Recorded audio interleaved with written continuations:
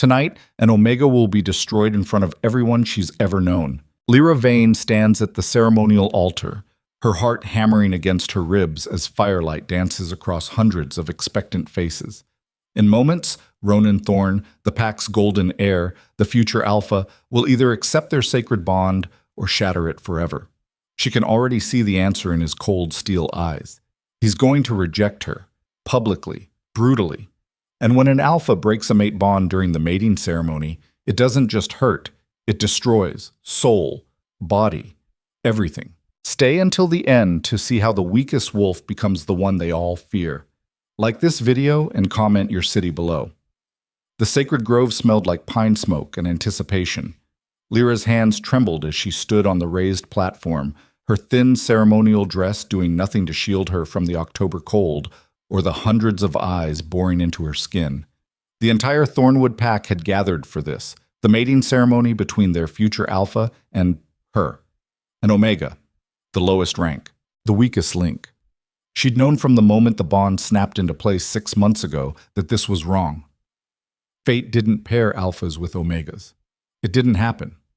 The bond should have connected Ronan to someone strong, someone worthy, maybe Sarah Blackwood with her perfect bloodline, or Kira Stone who could take down a bull elk without breaking a sweat, not Lyra Vane, who couldn't even shift properly until she was 16, whose wolf was small and gray and forgettable. But the bond didn't care about logic. It had chosen them anyway, that invisible thread pulling tight between her chest and his, undeniable and absolute. For 6 months, she'd felt every spike of his emotions, every flutter of what she desperately hoped was affection. For 6 months, she'd let herself believe that maybe, just maybe, this could work. The crowd parted as Ronan approached. He looked like something carved from marble in moonlight. Tall, broad-shouldered, with dark hair that fell across his forehead and eyes the color of winter storms. Every female in the pack had wanted him at some point. Now he was walking toward Lyra, his face completely blank. Not loving, not even kind. Blank. Ronan. Her voice came out smaller than she intended. He didn't respond. Didn't even look at her directly. His gaze fixed somewhere past her left shoulder, like she was a stain on the horizon he was trying to ignore. Elder Vesper stepped forward, her ancient face creased with ceremonial gravity. She raised both hands, and the murmuring crowd fell silent. "We gather under the full moon to witness the sacred bonding," Vesper began, her voice carrying across the grove.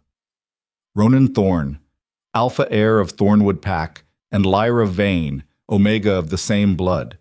The moon has chosen. The bond has formed. Do you, Ronan Thorn, accept this bond? Do you claim this female as your mate, to protect and provide, to honor and—" "No."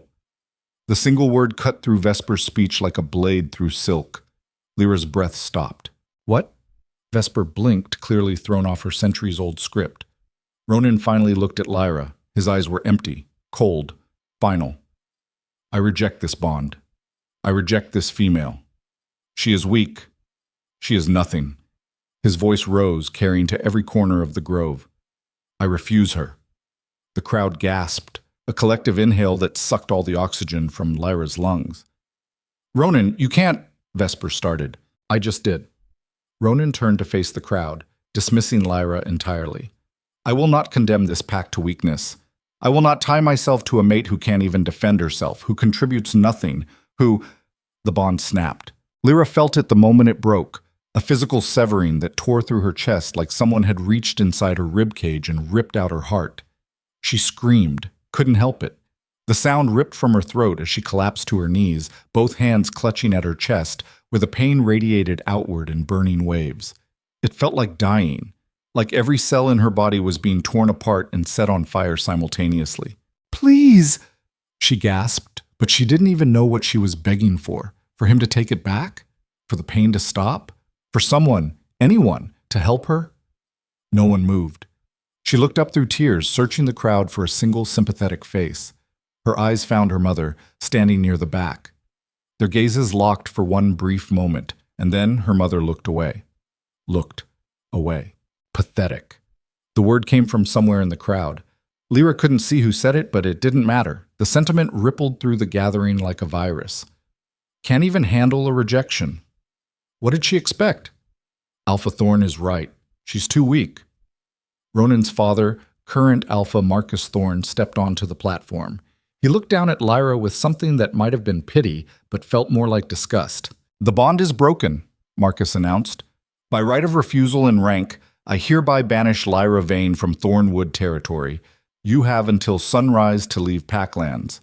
If you are found here after dawn—" He didn't finish the sentence, didn't need to. They would kill her. Lyra tried to stand, but her legs wouldn't work. The pain in her chest was so intense she couldn't breathe properly, couldn't think, couldn't do anything but kneel there in front of everyone while they watched her fall apart. "Get up." Ronan's voice was flat. When she didn't move fast enough, he added, "You're embarrassing yourself." Something in those words cut deeper than the broken bond. She looked up at him. This male she'd let herself care about, this male she'd imagined a future with, and saw absolutely nothing in his face. No regret, no guilt. Just nothing. She was nothing to him, had always been nothing. Somehow, Lyra got to her feet, her whole body shook. Blood. She could taste blood in her mouth from biting her tongue during the initial shock. Her ceremonial dress was smudged with dirt from the fall. "I'll go," she whispered. No one responded. They were already turning away, the ceremony over, the spectacle done. Within moments, the crowd began to disperse. Some headed toward the bonfire, where the real celebration would begin, without her. Others simply walked away, already forgetting she existed. Lyra stood alone on the platform, her chest still burning with phantom pain from the severed bond, watching her entire world abandon her without a second glance. She'd been part of this pack for 22 years, had grown up here, had friends here, or thought she did. Where were they now? Where was Mira, who'd sworn they'd be sisters forever? Where was Jace, who'd taught her to track deer when they were kids? Gone. All of them. Gone. The only person who remained was Elder Vesper, and even she looked uncomfortable, like she wanted to leave but felt obligated to stay for some reason. "Child," Vesper said quietly, "you need to leave before—" "Before what?" Lyra's voice came out harsh, broken. "Before they change their minds and kill me right now instead of waiting for sunrise?" Vesper's silence was answer enough. Lyra stepped down from the platform, each movement sending fresh waves of pain through her body. The broken bond felt like a wound that wouldn't stop bleeding, invisible but excruciating, a constant reminder of what she'd lost, what she'd never really had. She walked through the grove, past the bonfire where celebration had already begun. Someone had started playing music. People were laughing, drinking, dancing. No one looked at her. It was like she'd already disappeared. Her tiny cabin sat on the far edge of pack territory, barely more than a shack. She'd lived there alone since her father died 3 years ago. Her mother had remarried quickly, an older beta male, and made it clear there wasn't room for Lyra in her new life. Now Lyra pushed open the door to find her few possessions already thrown into a pile in the center of the room. They'd been here, gone through her things, decided what she was allowed to take, which apparently wasn't much. A worn backpack, some clothes, a water canteen. That was it. Her mother's necklace, the one thing Lyra had left from her father, was gone. Looking for this? Lyra spun around to find Sarah Blackwood standing in the doorway, dangling the silver necklace from one perfectly manicured finger. Sarah was everything Lyra wasn't. Tall, curvy, strong, confident. Her blonde hair caught the moonlight streaming through the window. "Give it back," Lyra said. Sarah smiled. It wasn't kind. "Or what? You'll fight me for it?" She laughed, the sound sharp and cruel. "You can't even shift properly, Lyra. What are you going to do?" "That was my father's. It's all I have left of him." "Had," Sarah corrected, closing her fist around the necklace. "Past tense. You're banished, remember? You don't get to keep pack heirlooms. It's not a pack heirloom. It's everything in this territory belongs to the pack. Alpha Marcus made that very clear." Sarah's eyes glittered with malice. "But don't worry, I'll take good care of it, along with everything else you're leaving behind." Including Ronan, Lyra realized. That's what this was really about. Sarah had wanted him, and now that Lyra was out of the picture— "You're welcome, by the way," Sarah continued. "I did you a favor convincing Ronan to reject you publicly. He was going to do it privately at first, can you imagine? Where's the fun in that?" She examined the necklace, holding it up to the light. "This was my idea, the big dramatic rejection in front of everyone. I told him it would establish his authority, show the pack he won't accept weakness even from a mate bond. The words hit Lyra like physical blows. You planned this? Well, I couldn't have him actually mating an Omega. That would have been disastrous for everyone. Sarah pocketed the necklace. You should be thanking me, really. This way, you get to leave with your life. That's more mercy than you deserve. Mercy, Lyra repeated numbly. Mm-hmm. Sarah walked past her, deliberately bumping Lyra's shoulder hard enough to make her stumble. She picked through the pile of Lyra's possessions, taking another item, a small knife Lyra's father had given her. Oh, I'll keep this too. Can't have banished wolves running around armed, can we? Stop. Sarah's hand shot out, grabbing Lyra by the throat and slamming her back against the wall. The move was so fast, so casual, that Lyra didn't even have time to defend herself. Listen carefully, Sarah hissed, her face inches from Lyra's. You're already dead. You just don't know it yet. An Omega alone in the wilderness, you'll last maybe 3 days before something eats you, if you're lucky. She squeezed harder, cutting off Lyra's air. If you're unlucky, you'll survive long enough to really suffer. Lyra clawed at Sarah's hand, but the other female was so much stronger. Black spots danced at the edges of her vision. If by some miracle you do survive, Sarah continued, and you ever come back here, I will personally rip your throat out. Understand? She released Lyra, who collapsed to the floor, gasping. Sarah stepped over her like she was trash. You have until sunrise. I were you, I'd start running. Then she was gone, taking Lyra's last connections to her father with her. Lyra stayed on the floor for a long moment, one hand pressed to her bruised throat, the other clutched over her chest where the bond wound still burned. She wanted to cry, but no tears came. Maybe she was too dehydrated from the pain. Maybe she'd simply run out.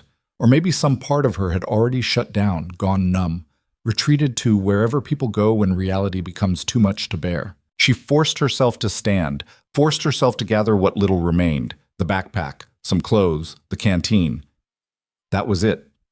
22 years of life reduced to items that fit in one small pack. The walk to the border took an hour. Every step hurt. The broken bond radiated constant agony, like someone was driving hot nails through her sternum. She had to stop 3 times to vomit from the pain, her body rejecting the trauma it had endured. The Thornwood border was marked by ancient stones carved with pack symbols. Lyra had crossed these stones thousands of times in her life. Going hunting, exploring, running, she'd always known she could come back. Not anymore. She stood at the border for a long moment, looking back at the only home she'd ever known. In the distance, she could still see the bonfire burning, could still hear faint music and laughter carried on the wind. They were celebrating. Celebrating her exile. Celebrating Ronan's strength in rejecting the weak mate fate had cursed him with. I hope you choke on it, Lyra whispered to the wind. All of you. Then she stepped across the border into the wilderness beyond. Into nothing. The first night was the worst. Lyra found a hollow beneath an overturned tree and crawled inside, pulling dead leaves over herself for warmth. The temperature had dropped significantly after sunset, and her thin clothes offered almost no protection. She shivered violently, her teeth chattering so hard she was afraid she might crack them. The bond wound made it impossible to sleep. Every time she started to drift off, a fresh wave of pain would crash through her, jerking her awake with a gasp. It felt like her soul was being slowly shredded piece by piece. She understood now why rejected mates often died. The physical trauma was immense. Most didn't survive the initial breaking. Those who did often succumbed to grief, their bodies simply giving up when the psychological anguish became too much to bear. Lyra wanted to give up, wanted to close her eyes and let the cold take her, let the pain finally stop. But something kept her breathing, some stubborn, spiteful part of her that refused to give them the satisfaction of an easy death. Fuck them, she muttered into the darkness. Fuck all of them. Dawn came slowly, painting the sky in shades of gray and pink. Lyra crawled out of her hollow, every muscle screaming in protest. She was so thirsty her tongue felt like leather, and the bond wound had settled into a constant grinding ache that made it hard to think. She needed water, food, shelter. She had none of those things. The wilderness stretched out in all directions, dense forest broken by rocky outcroppings and steep ravines. Lyra had hunted these woods before, but always with others, always with a safe territory to return to. Now she was alone, weak, injured, and completely lost.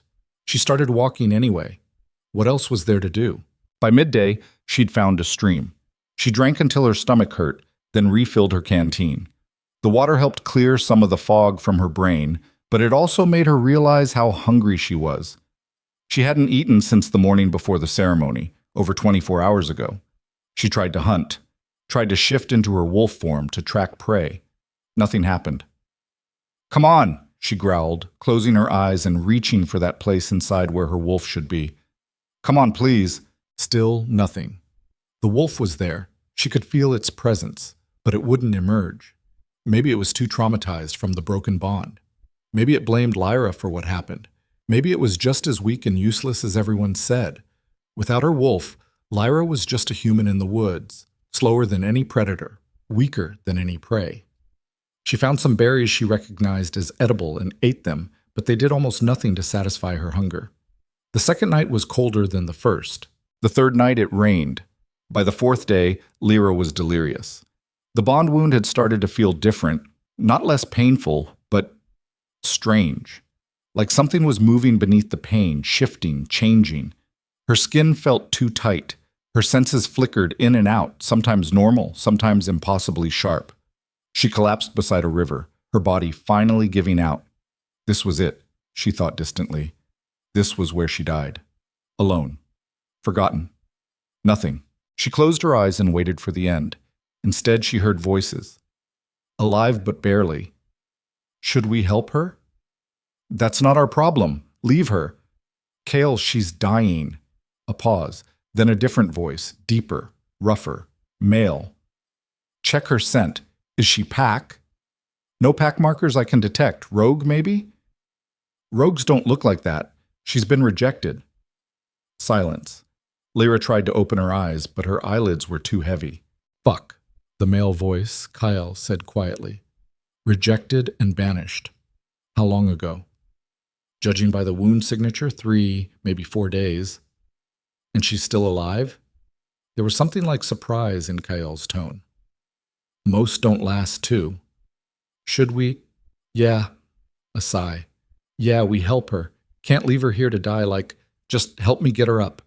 Hands, strong, careful, lifted Lyra from the ground. She tried to speak, to ask who they were, but only managed a weak sound. Easy, Kyle said. His voice was close to her ear now. We've got you. You're safe. Safe. The word almost made her laugh. She hadn't been safe in days. Might never be safe again. But she was too weak to argue, too broken to resist. So she let the darkness take her, falling into unconsciousness with the scent of pine and smoke and something wild filling her lungs. Kakik. Lyra woke to warmth. Real warmth. Not the fever heat of infection or the desperate body warmth of huddling under leaves. This was the warmth of a fire, of shelter, of safety. She opened her eyes slowly, wincing at the light. She was lying on something soft. A bedroll, maybe. Inside what looked like a cave. A fire crackled nearby, and through the cave mouth she could see forest and sky. You're awake! She turned her head too fast, sending the world spinning. When it settled, she found a male sitting near the fire. He was big, not as tall as Ronan, but broader, more muscle and less polish. Dark hair worn longer than pack males usually kept theirs, scars crossing his forearms and one running along his jaw. Eyes the color of amber in firelight. Alpha! Her instinct screamed. Powerful one! Lyra tried to scramble backward and immediately regretted it as every muscle in her body protested. Relax, the male said, holding up both hands in a gesture of peace. I'm not going to hurt you. Who? Her voice came out as a croak. Her throat was so dry. He picked up a water skin and tossed it to her. She caught it clumsily, then drank like she was drowning and water was air.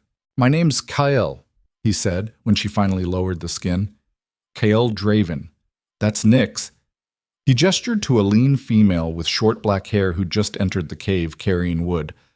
And Tor's out hunting. We found you 4 days ago by the river. You've been unconscious since then. 4 days. She'd lost 4 entire days.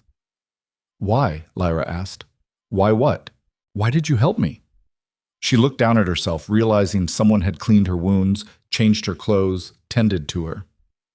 You don't know me. Kale's expression was hard to read. We know enough. You're a rejected mate. Banished from your pack. Most don't survive the first 48 hours, but you did. He tilted his head slightly. That makes you either incredibly lucky or incredibly stubborn. Or incredibly cursed, Lyra muttered. Maybe all three. He leaned back against the cave wall. You have a name? Lyra. Lyra Vane. Well, Lyra Vane, you're currently in neutral territory about 100 miles from wherever you came from. You're welcome to stay until you're healed enough to travel. After that, he shrugged, up to you.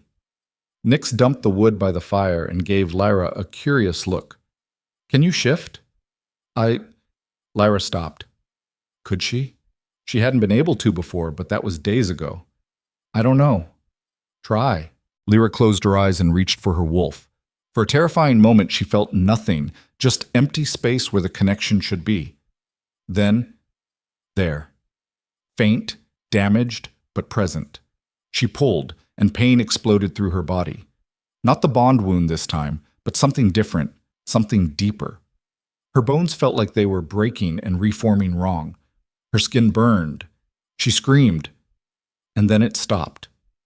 She opened her eyes to find Kyle and Nyx staring at her. What? Lyra asked. You shifted, Kyle said slowly. For about 3 seconds, then you shifted back. That's not... Lyra looked down at her hands. Human hands, shaking. I've never had trouble shifting before. Rejection trauma can damage the connection to your wolf, Nyx explained. It'll heal, but it takes time. Weeks, maybe months. Months. Lyra's stomach dropped. Without her wolf, she was useless. Couldn't hunt, couldn't defend herself, couldn't survive. What pack are you from? Kyle asked. Lyra hesitated. Admitting she was from Thornwood might... We're rogues, Kyle said, apparently reading her hesitation. We don't care about pack politics, but I need to know if someone's going to come looking for you, if there's going to be trouble. No one's looking for me, Lyra said flatly. They made that very clear. Something flickered in Kale's expression, understanding maybe, or recognition, like he'd heard that story before. Thornwood pack, Lyra continued, because what did it matter now? The Alpha's son rejected me during the mating ceremony, in front of everyone. Then they banished me. Nyx whistled low. Public rejection. That's brutal. It was meant to be. Lyra wrapped her arms around herself, suddenly cold despite the fire. They wanted to make an example of me, show everyone what happens to weakness. Kyle was quiet for a moment. Then, what's your rank? Omega. Bullshit. Lyra blinked. What? I said bullshit. Kyle leaned forward, his amber eyes intense. I've been around enough Omegas to know what they feel like, what they smell like. You're not one. I've been tested multiple times. I'm Omega rank. I've always been... You've been suppressed, Kyle interrupted. Someone's been suppressing your true rank since you were young, probably since birth. The words made no sense. That's not possible. It's rare, but it's possible. There are herbs, rituals, ways to lock down a wolf's natural dominance so it reads as a lower rank. He stood, walking closer. Let me see your wrist. Lyra held out her arm, confused. Kyle examined the inside of her wrist carefully, then made a satisfied sound. There. You see that? Lyra looked. There was a small scar, barely visible, right over her pulse point. That's a suppression mark, Kyle said. Someone cut you here when you were very young and bled a combination of wolfsbane and silver into the wound. It creates a permanent seal that hides your true ranking. Lyra's mind reeled. Why would anyone do that? Lots of reasons. Maybe someone wanted to hide you, protect you from something. Kale released her arm. Or maybe someone wanted to weaken you on purpose. My pack wouldn't, Your pack just publicly destroyed you and threw you to the wolves, Kyle said bluntly. Literally. What makes you think they wouldn't have done this? Lyra had no answer for that. She looked at the tiny scar on her wrist, something she'd always assumed was just a childhood injury. Could it really be? If I'm not Omega, she said slowly. What am I?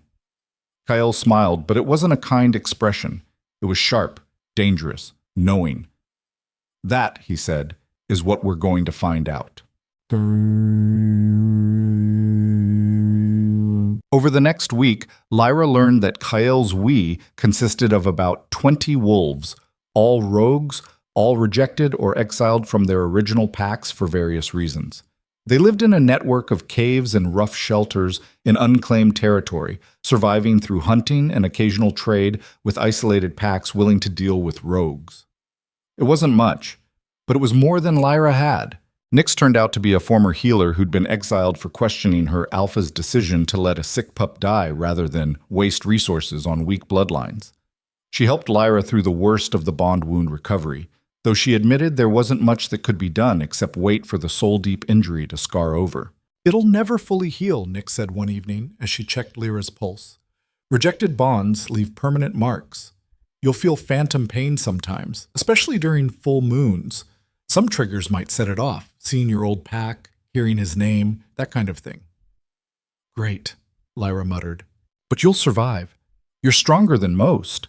Nyx gave her an approving look. I've seen wolves die from less traumatic rejections. The fact that you're still here, still fighting, that's impressive. Lyra didn't feel impressive. She felt broken, hollow, lost. But she was alive. And slowly, very slowly, she was getting stronger. Kyle worked with her on her shifting. He'd been right. Someone had suppressed her true nature, and breaking through that suppression was agony. Every shift felt like her body was remembering something it had forgotten, fighting through years of artificial restraint. Don't force it, Kyle instructed during one particularly difficult session. Let it come naturally. Your wolf knows what to do. You just have to trust it. Lyra gritted her teeth, sweat pouring down her face as she tried again. The shift started, bones beginning to reshape, fur starting to sprout, and then collapsed with a painful snap that left her gasping on the ground. Fuck! She slammed her fist into the dirt. Why isn't this working? Because you've spent your entire life being told you're weak, Kyle said calmly. Because every time your wolf tried to surface, something pushed it back down. Your body learned to suppress itself. Now you have to unlearn that. How? By accepting what you really are. He crouched down beside her. You're not weak, Lyra. You never were. They just needed you to believe you were. The words hit something deep inside her. She looked up at Kyle, this rogue alpha who owed her nothing but had given her everything anyway. Why are you doing this? She asked. Why do you care? Kyle was quiet for a moment, then, because I was rejected too. Different circumstances, but same result. I know what it's like to be told you're worthless by the people who were supposed to protect you. His amber eyes met hers, and I know what it's like to discover they were lying. Something passed between them in that moment, a recognition, an understanding. They were both broken things, both cast aside, both surviving out of pure spite. Try again, Kyle said, standing and offering her his hand. Lyra took it. Shit. 3 weeks after Kyle's group found her, Lyra finally managed a full shift. It happened at dawn, while she was alone by the river. She'd been practicing breathing exercises Nyx had taught her, trying to calm the constant anxiety that made her wolf skittish. The morning light was just starting to paint the sky, and the forest was quiet except for birdsong. Lyra closed her eyes and reached inward. This time, instead of grabbing for her wolf forcefully, she just opened herself to it, let down her guard, stopped fighting. The shift came like a wave, powerful, inevitable, right. When she opened her eyes, the world looked different, sharper, more vibrant. She could smell things she'd never noticed before, layers of scent that painted a complete picture of every creature that had passed through this area in the last day. She looked down at her paws. They weren't small and gray like they'd always been before.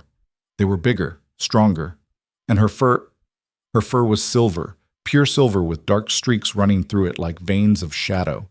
She'd never seen a wolf with this coloring before. Never even heard of it. Holy shit! Lyra spun around to find Tor, the quiet male who served as the group's primary hunter, staring at her with his mouth open. You need to get Kyle, Tor said, right now. By the time Lyra shifted back and got dressed, half the camp had gathered. Kyle pushed through the crowd, took one look at her, and went very still. "Shift again," he said. Now. Shift now." Lyra did, and the transformation came easier this time. She felt power coursing through her limbs, felt strength she'd never experienced before. When she stood on 4 legs, she was nearly as tall as some of the male wolves in the group. Kale circled her slowly, his expression unreadable. Silver fur. Dark shadow markings. He stopped in front of her. "Do you know what this means?" Lyra shook her head, or tried to. Wolf heads didn't move the same way human heads did. "You're not just any rank," Kale said quietly. "You're bloodbound." The term meant nothing to Lyra. She shifted back, accepting the shirt someone handed her. "What's bloodbound?" "A genetic anomaly. So rare most wolves think it's extinct." Kale ran a hand through his hair, looking shaken for the first time since Lyra had met him. Bloodbound wolves have the capacity to exceed any alpha in raw power. They're forces of nature, unkillable, unstoppable, the kind of wolf that could level an entire pack alone. Lyra laughed. The sound came out harsh, disbelieving. "That's impossible. I'm—" "Not weak," Kale interrupted. "You never were. They suppressed you because they were afraid of you, because if you'd been allowed to develop naturally, you would have been more powerful than any of them, including your precious alpha heir." The implications crashed over Lyra like a tidal wave. Her whole life, every moment of being called weak, every instance of being treated like she was less than, every time someone looked at her with pity or disgust, all of it was based on a lie. They'd crippled her on purpose. "Who?" she asked, her voice shaking. "Who did this to me?" "I don't know," Kyle admitted, "but we're going to find out." The next month was transformative in ways Lyra couldn't have imagined. Without the suppression holding her back, her wolf grew stronger every day. Kale trained her relentlessly, teaching her to fight, to hunt, to harness the power that had been locked away for so long.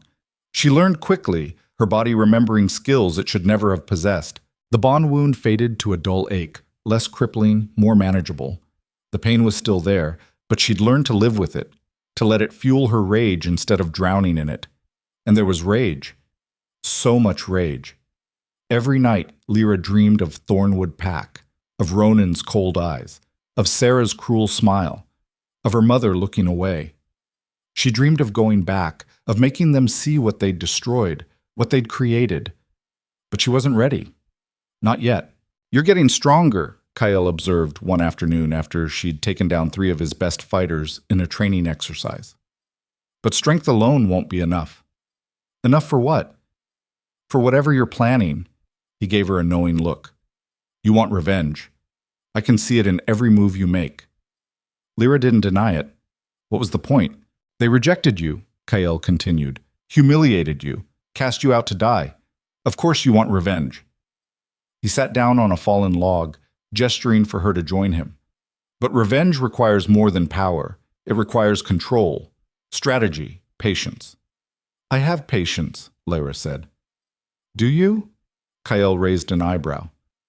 "Because from where I'm sitting, you're a bomb waiting to go off. One wrong trigger and you'll charge back there half-cocked and get yourself killed." He was right, and Lyra hated that he was right. "So what do I do?" "You train. You learn. You master every aspect of what you are." Kael's expression was serious. "A bloodbound wolf at full power is unstoppable, but you're not there yet. You're strong, yes, but raw, unrefined. If you went up against an organized pack right now, they'd overwhelm you through sheer numbers." "How long?" Lyra asked. "How long until I'm ready?" "That depends on you. Could be months, could be years." He paused. "But I can tell you this. When you finally are ready, when you go back there and show them what they created," he smiled, sharp and dangerous, "it'll be fucking glorious." The turning point came 3 months after her transformation began. Lyra was hunting alone, something Kyle had finally started allowing, when she caught a familiar scent on the wind. Thornwood. Her entire body went rigid. She shifted back to human form, her heart pounding as she processed what she was smelling. Multiple wolves. Close by. Maybe a mile away.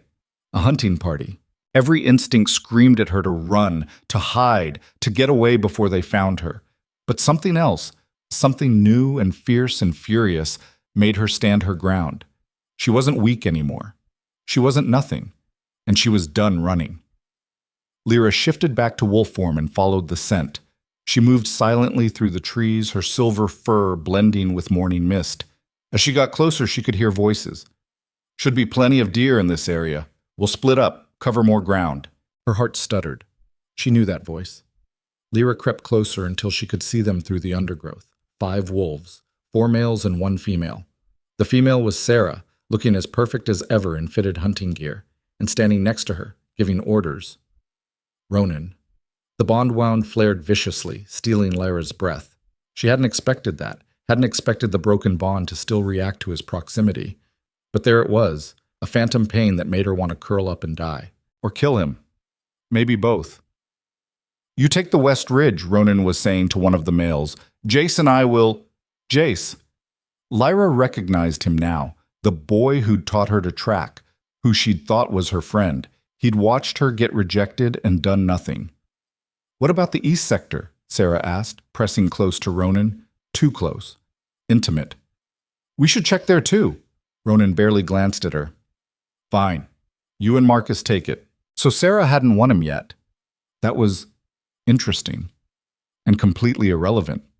Lyra should leave, should retreat back to Kyle camp and tell him Thornwood was hunting in neutral territory, should be smart about this.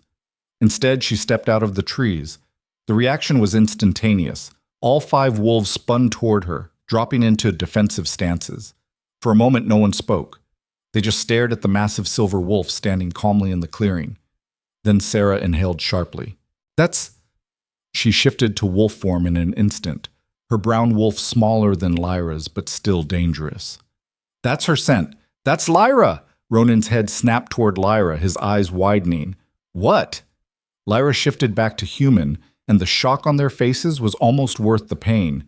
She stood there naked, shifting destroyed clothes, and completely unbothered by it. Let them look. Let them see what they'd thrown away. Hello, Ronan, she said calmly. He stared at her like he was seeing a ghost. You're alive. Disappointed? He seemed to struggle for words. You look different. Lyra laughed. The sound was harsh, empty. I am different. Turns out you rejecting me was the best thing that ever happened. Sarah shifted back, her face twisted with fury. How dare you show your face here? We're in neutral territory, Lyra interrupted. I have as much right to be here as you do. You're banished. From Thornwood lands. Not from the entire world. Lyra took a step forward, and Sarah instinctively stepped back. Good. But don't worry, I'm not here to cause trouble. Just hunting, same as you. Ronan was still staring at her with an expression she couldn't quite read. Shock, yes, but something else. Something that looked almost like regret? No. Impossible. Lyra, he said quietly, we need to talk. No, we don't. Please, He moved toward her, and the broken bond flared again, making Lyra's chest constrict. I didn't know. About the suppression, about how do you know about that? Lyra demanded. Ronan looked uncomfortable. Word travels. There are rumors about a bloodbound wolf living with rogues. When we heard the description, he trailed off.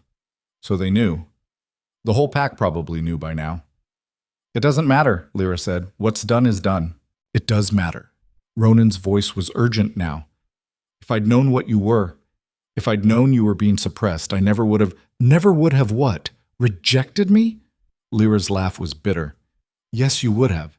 Because you didn't reject me because I was weak, Ronan. You rejected me because you're a coward who cares more about appearances than anything real. The words hit him like a slap. Good. That's not… You stood in front of our entire pack and told them I was nothing. You broke our bond in the most public, most humiliating way possible because Sarah, she gestured at the fuming female, told you it would make you look strong. You made me believe I was worthless, and then you threw me away like garbage. I'm sorry, Ronan said, and he actually sounded like he meant it. I'm so fucking sorry, Lyra. I was wrong. I should never have… Save it. Lyra turned to leave, then paused. Actually, no. Don't save it. I want you to remember this moment. I want you to remember what you threw away. Because the next time you see me, she looked back at him, letting him see the silver fire in her eyes. I won't be the one asking for anything. You will be. She shifted and ran before any of them could respond, her massive silver wolf form disappearing into the forest like smoke. Behind her, she heard Sarah's voice, shrill with panic. She's going to come back, isn't she? She's going to come for us. And Ronan's reply, quiet and resigned, yes, she is. Take it. Lyra ran until her lungs burned, until the bond wound's phantom pain faded to background noise, until the adrenaline finally wore off and left her shaking. Then she shifted back and screamed. She screamed until her throat was raw, until the rage and pain and grief had somewhere to go. She screamed for the girl she'd been, for the life that had been stolen, for every moment of believing she was less than she was. And when she was done, when the forest was silent again except for her ragged breathing, Lyra made a decision. She would go back. Not today, not tomorrow, but soon. And when she did, they would all understand exactly what they'd created. She would show them. The moon was rising as Lyra made her way back to camp, her mind already working through plans and possibilities. Kael was waiting at the cave entrance, arms crossed, expression knowing. You saw them, he said. It wasn't a question. Yeah. And? Lyra met his eyes. I'm going to destroy them. Kael smiled. Good. It's about time. He held out a hand and she took it, letting him pull her into the camp where the other rogues were gathered around the fire. These were her people now, the broken, the rejected, the cast aside. And together, they were going to remind the world what happened when you underestimated wolves who had nothing left to lose. The story was far from over. In fact, it was only beginning. The fire crackled in the center of camp as Kael stood, his amber eyes sweeping over the assembled rogues. 23 wolves in total now. Word had spread about the bloodbound, and more cast-offs had found their way to neutral territory, seeking refuge or purpose, or both. Lyra sat on a flat rock near the edge of the gathering, still processing what had happened in the forest. Seeing Ronan again had torn open wounds she'd thought were scabbing over. The bond wound throbbed dully in her chest, a constant reminder of what had been ripped away. We need to talk about what happened today, Kael said, his voice carrying easily across the camp. Lyra encountered a Thornwood hunting party. They know she's alive. They know what she is. Murmurs rippled through the group. Nick shot Lyra a concerned look. That changes things, Tor said from where he leaned against a tree. They'll come looking. Let them. The words came from Lyra before she could stop them. Every head turned toward her. I'm not hiding anymore. Kael's expression was unreadable. You want to fight them. I want them to understand what they did. Lyra stood, her hands clenching into fists. I want them to feel what I felt when Ronan stood in front of everyone and told them I was nothing. I want revenge, Sarah interrupted, stepping into the firelight. Not Sarah Blackwood.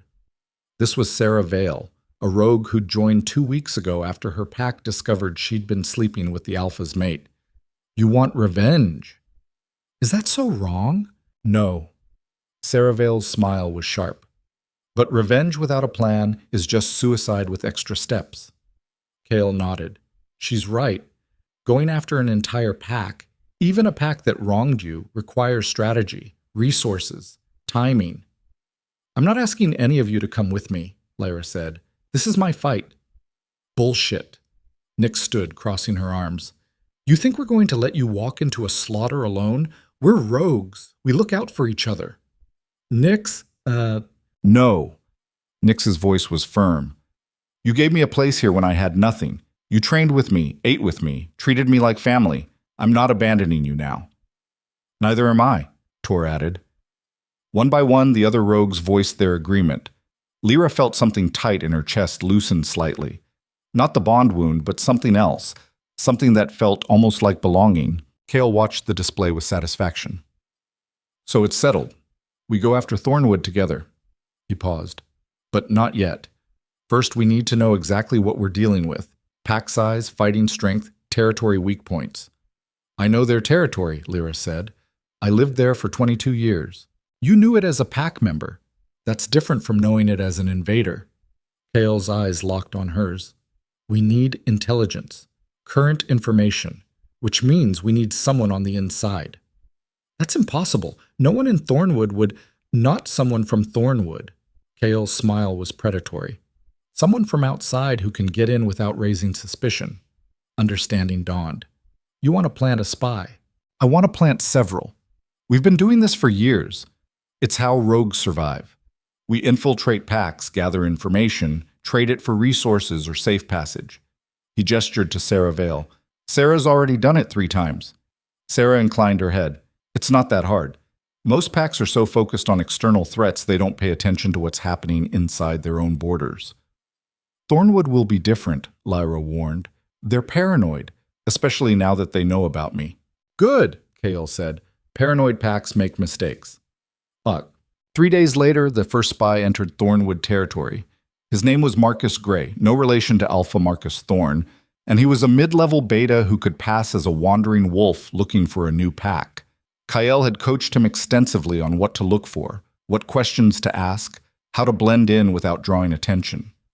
Lyra watched him leave from the edge of camp, anxiety twisting in her gut. He'll be fine, Kyle said from beside her. Marcus has done this a dozen times. What if they recognize his scent? What if they... Then we adapt. Kale's hand landed on her shoulder, warm and steady. This is war, Lyra. There will be casualties. We just have to make sure they aren't ours. The casual way he said it sent a chill down her spine. This was what she'd asked for, what she'd demanded. Revenge, justice, destruction. So why did it suddenly feel so heavy? Having second thoughts? Kale asked, reading her expression. No. Yes, I don't know. Lyra turned to face him. What if I'm wrong? What if... You're not wrong. His voice was hard. They suppressed your true nature from birth. They rejected you publicly. They exiled you to die. Those are facts, not feelings. He paused. But if you want to back out, now's the time. Once this starts, there's no stopping it. Lyra thought about Ronan's face in the forest. The shock. The regret. Part of her, a small pathetic part, had felt satisfaction at his reaction. But the larger part, the part that had been forged in pain and abandonment, and 3 days of dying alone in the wilderness, wanted more than his regret, wanted him to suffer. I'm not backing out, she said. Kale's smile was approving. Good, because we've got work to do. Over the next 2 weeks, Marcus sent back regular reports via a complex system of scent markers and dead drops. The information was valuable: patrol schedules, pack hierarchy, internal politics. Apparently, Ronan's rejection of Lyra had caused more disruption than anyone expected. Some pack members thought he'd made the right call. Others whispered that rejecting a true mate, even a weak one, was unnatural and would bring bad luck. The controversy had split the pack into factions. This is perfect, Kyle said, reading Marcus's latest report. Internal division weakens them, makes them vulnerable. It also makes them unpredictable, Nix pointed out. A divided pack can turn violent fast. Let them. Kale's expression was cold. The more they tear themselves apart, the easier our job becomes. Lyra listened to the strategic discussion with half an ear, her mind elsewhere. She'd been training harder than ever, pushing her body to its limits and beyond. The bloodbound power was growing stronger daily. She could feel it thrumming beneath her skin, wild and barely contained. Sometimes it scared her, the sheer magnitude of what she was becoming. Other times, it felt like finally breathing after a lifetime of suffocation. Lyra! Kale's voice snapped her back to the present. You listening? Yeah, sorry. Marcus says Ronan's been asking about you. Her attention sharpened. What kind of asking? The obsessive kind. Kale's tone was dry. Apparently he's been questioning every wolf who goes near the neutral territories. Wants to know if anyone's seen you, heard anything about you. He's probably just worried I'll attack, Lyra muttered. Maybe. Kale's eyes were knowing. Or maybe rejecting you wasn't as easy as he pretended. The suggestion made Lyra's stomach twist. I don't care what he feels. Don't you? Kale leaned back. Because from where I'm sitting, you're still letting him dictate your emotions. He rejected you, so now you need him to suffer. He regrets it, so now you need to prove you don't care. You're still dancing to his tune, just in reverse. The words hit too close to home. Lyra's hands clenched. That's not... Isn't it? Kael's voice softened slightly. Look, I get it. I've been where you are. But revenge that's driven by pain isn't strategic. It's self-destructive. If you're going to do this, you need to do it from a place of power, not hurt. I am powerful. Your wolf is powerful. You? He shook his head. You're still that girl on her knees in front of the pack, begging someone to care. Rage flared hot and vicious. Before Lyra knew what she was doing, she'd shifted. Not fully, but enough. Her eyes blazed silver, her canines elongated, claws extending from her fingertips. Say that again, she growled. Kael didn't flinch, didn't back down. Just looked at her with those calm amber eyes and said, "Prove me wrong." The challenge hung between them. Lyra wanted to attack, wanted to show him exactly how far she'd come from that broken girl. But something in his expression stopped her. He wasn't mocking her, he was testing her. Slowly, Lyra pulled the shift back, forcing her body to return to human form. It took effort, more than it should have. The bloodbound power didn't like being leashed. Better, Kael said. But you're still too reactive, too emotional. An alpha who can't control themselves is just a liability. I'm not an alpha. You're bloodbound. That's higher than alpha. He stood, moving closer. Which means you need to be better than them, stronger, smarter, more controlled. He stopped inches away, invading her space deliberately. Right now, you're none of those things. You're just angry. And what's wrong with angry? Nothing, as long as you control it instead of letting it control you. Kael's voice dropped lower. The question is, can you? Lyra met his eyes, refusing to look away even though every instinct screamed at her to submit. He was an alpha, a powerful one. Her wolf recognized his dominance and wanted to yield. But she wasn't just her wolf anymore. Yes, she said quietly. I can. Then prove it. Kael stepped back. We're accelerating the timeline. Marcus reports that Thornwood is planning a gathering in 3 weeks. All the nearby packs will be there for a territory negotiation, including their allies. That's suicide. If we attack during a gathering, we're not attacking, you are. Kael's smile was sharp. You're going to walk in there in front of all those packs and challenge Ronan for his position. Lyra's breath caught. That's exactly what you want, isn't it? Public humiliation. Forcing him to face you, proving you're not weak. Kael tilted his head. Unless you're not ready. It was bait, obvious bait, and Lyra took it anyway. I'm ready. We'll see. Mat. The next 3 weeks were brutal. Kael trained Lyra relentlessly, pushing her past exhaustion into something beyond pain. He taught her how to fight multiple opponents simultaneously, how to use her bloodbound strength without burning out, how to read an opponent's body language and predict their moves. But more than physical training, he taught her control. Anger makes you sloppy, he said, after throwing her to the ground for the 5th time in an hour. You see an opening and you charge in without thinking. That works against weaker opponents. Against an organized pack? He offered his hand to help her up. You'll be dead in minutes. Lyra ignored his hand and stood on her own, wiping blood from her split lip. Again. They went again, and again, and again. By the end of the first week, Lyra could take down Tor without breaking a sweat. By the end of the second, she'd beaten both Nyx and Saravel simultaneously. By the end of the 3rd week, she'd fought Kael himself to a standstill. Not bad, Kael admitted, breathing hard. They were both covered in dirt and sweat and blood, though none of it was serious. You might actually survive this. I'm going to do more than survive, Lyra said. I'm going to win. Winning means different things to different people. Kael sat down heavily. What does it mean to you? Lyra considered the question. A month ago, winning would have meant Ronan begging for forgiveness, would have meant watching him suffer the way she'd suffered. Now? It means proving I was never what they said I was, she said slowly. It means standing in front of all of them and showing them the truth. And after that? After that, I walk away. The realization settled in her chest, surprisingly calm. I don't need their acceptance. I don't need their pack. I just need them to know they were wrong. Kyle nodded slowly. That's growth. Is it enough? For what? For whatever comes next. Kale was quiet for a long moment. Then, that depends on what you want next to be. Before Lyra could answer, Tor came running into the training clearing, his face urgent. We've got a problem, he said. Marcus just sent an emergency signal. He's been compromised. Eek. The dead drop location was a hollowed tree trunk 2 miles from camp.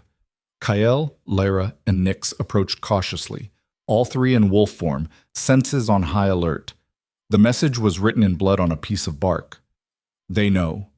Getting out. Followed. Shit, Kyle said after shifting back. If they tracked him here. A branch snapped in the forest behind them. All three spun around, dropping into defensive stances. 5 wolves emerged from the trees, Thornwood scouts based on their scent. They shifted to human form, and Lyra's blood went cold. One of them was Jace. Her former friend looked older than she remembered, harder. He stared at her with an expression she couldn't read. Lyra Vane, he said flatly. You're under arrest for conspiracy against Thornwood Pack. We're in neutral territory, Kyle said, his voice dangerously calm. You have no authority here.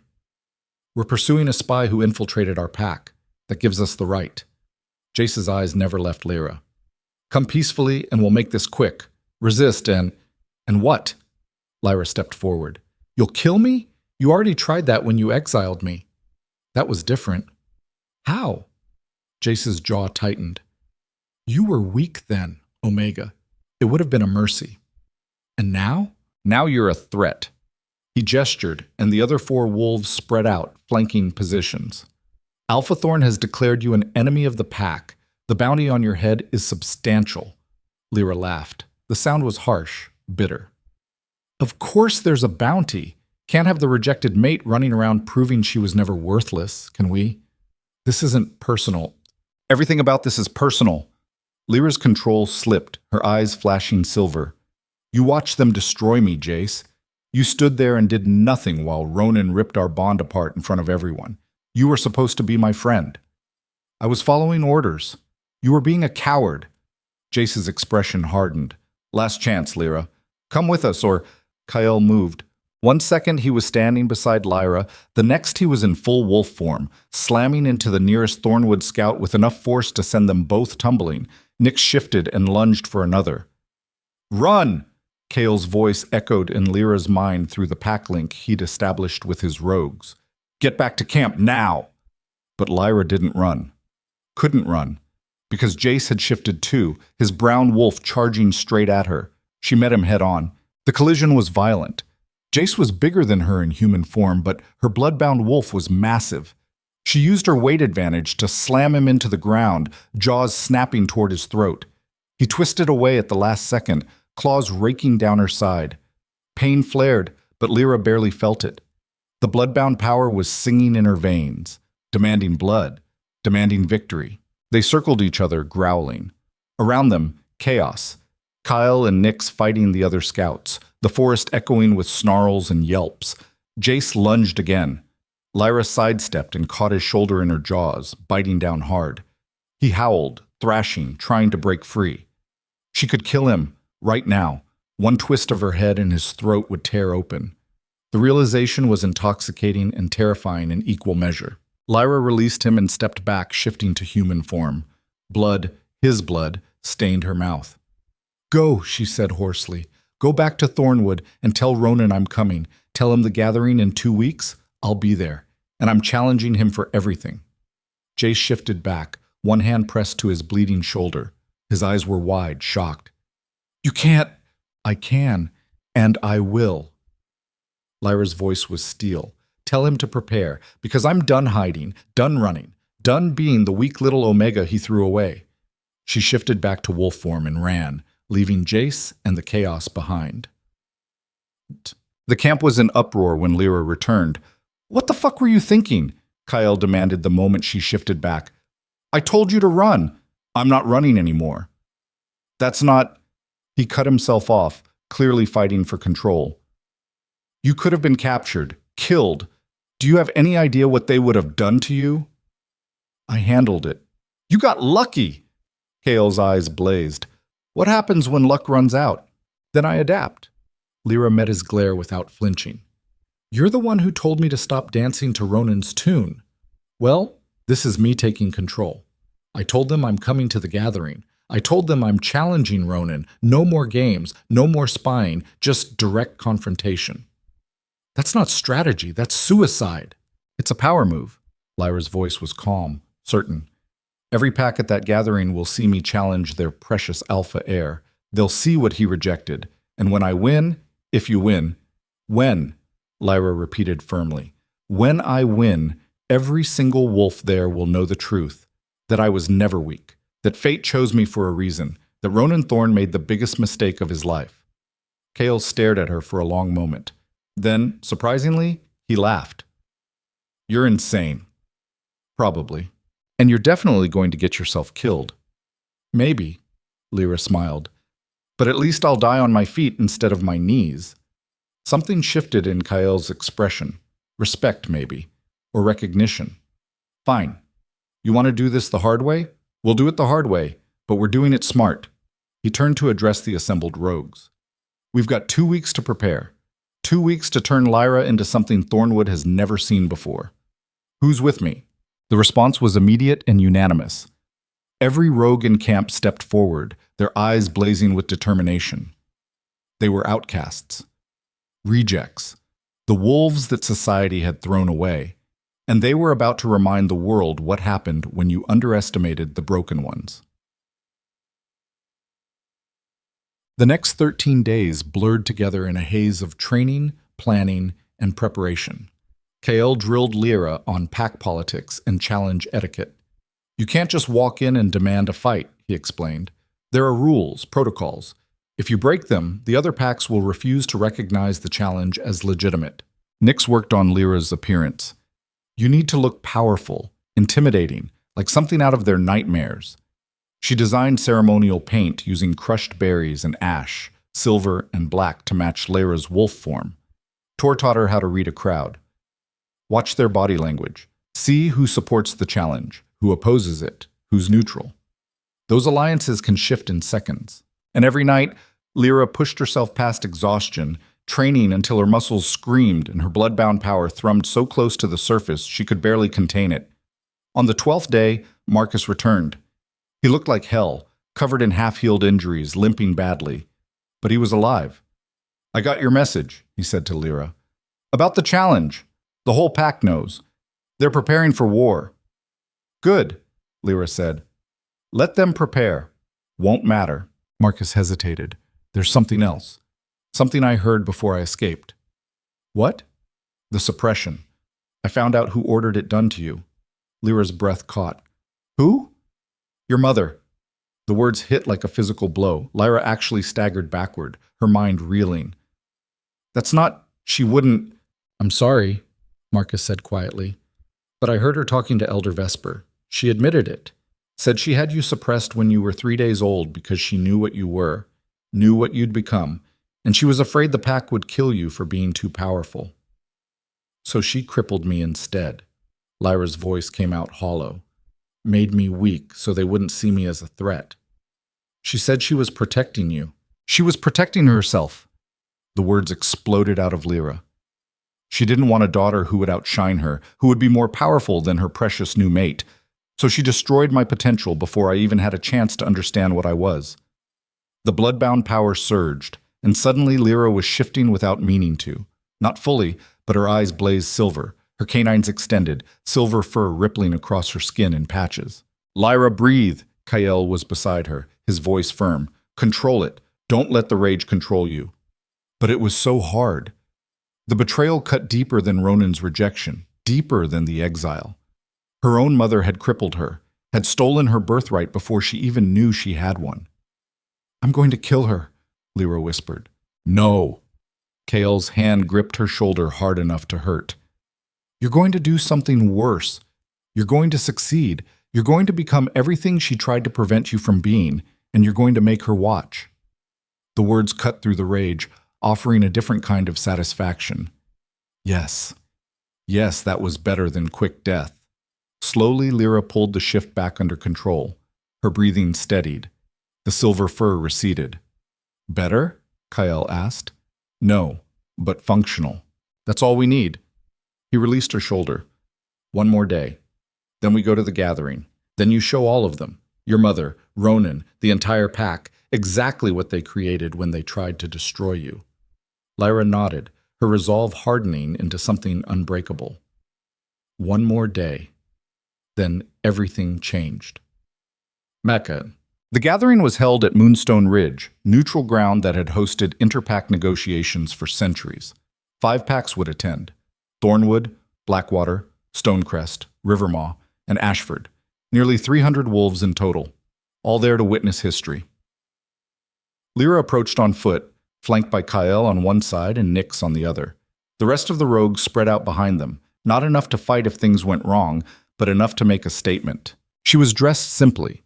Dark pants, a sleeveless shirt that showed the ceremonial paint Nyx had applied to her arms and face. Her hair was loose, silver in the moonlight. She looked wild, dangerous, untamed, exactly what she was.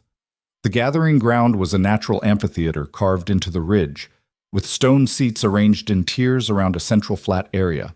Wolves were already assembled, pack banners flying, conversations buzzing. They fell silent the moment Lyra appeared. Every head turned, every eye locked onto her. She walked down the center aisle like she owned it, her silver eyes blazing, her blood-bound power radiating off her in waves that made the weaker wolves flinch. At the center of the amphitheater stood the alphas, 5 males representing their packs. And at the front, looking exactly as she remembered, was Ronan Thorn. He stared at her like he was seeing a ghost. No, like he was seeing something he'd never seen before. His father, Alpha Marcus, stepped forward. Lyra Vane, you were banished from Thornwood territory. Your presence here is sanctioned by challenge law, Kyle interrupted smoothly, stepping up beside Lyra. She's here to issue a formal challenge. You can't refuse that without violating the old codes. Murmurs rippled through the crowd. Alpha Marcus's face darkened. Challenge? For what position? She holds no rank, has no... I challenge Ronan Thorn, Lyra said clearly, her voice carrying across the amphitheater. For his position as Alpha heir, for his territory rights, for everything he took from me when he rejected our mate bond. The crowd erupted. Wolves were on their feet, shouting, arguing. Some supported the challenge. Others called it illegal. The chaos was instant and absolute. Silence! Alpha Marcus's alpha command rolled across the space, forcing everyone quiet. He turned to Lyra, his eyes cold. You cannot challenge for alpha position. You're omega rank. Even if you've changed, you're still blood-bound. Elder Vesper's voice cut through his words. Everyone turned to stare at the ancient female as she descended from her seat in the crowd. She approached Lyra slowly, her expression unreadable. I can smell it on her, Vesper continued. Blood-bound. I'd heard the rumors, but I didn't believe... She circled Lyra like she was examining a specimen.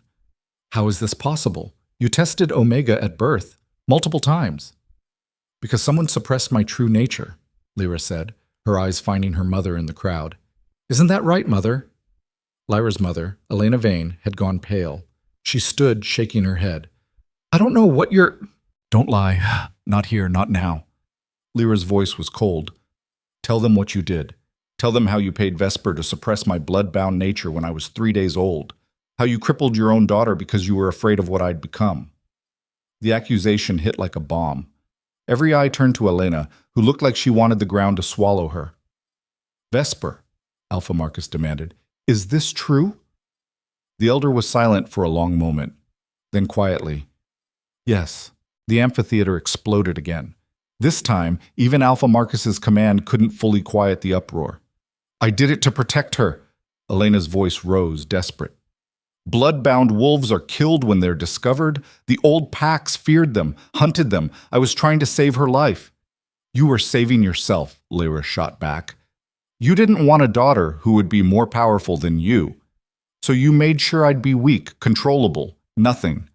That's not... Enough! Ronan's voice cut through the chaos. He stepped forward, his eyes locked on Lyra. You want to challenge me? Fine, I accept. Ronan, no, his father started. I said I accept. Ronan's jaw was tight. She has the right. Bloodbound or not, rejected mate or not, she has the right to challenge. And I have the right to answer.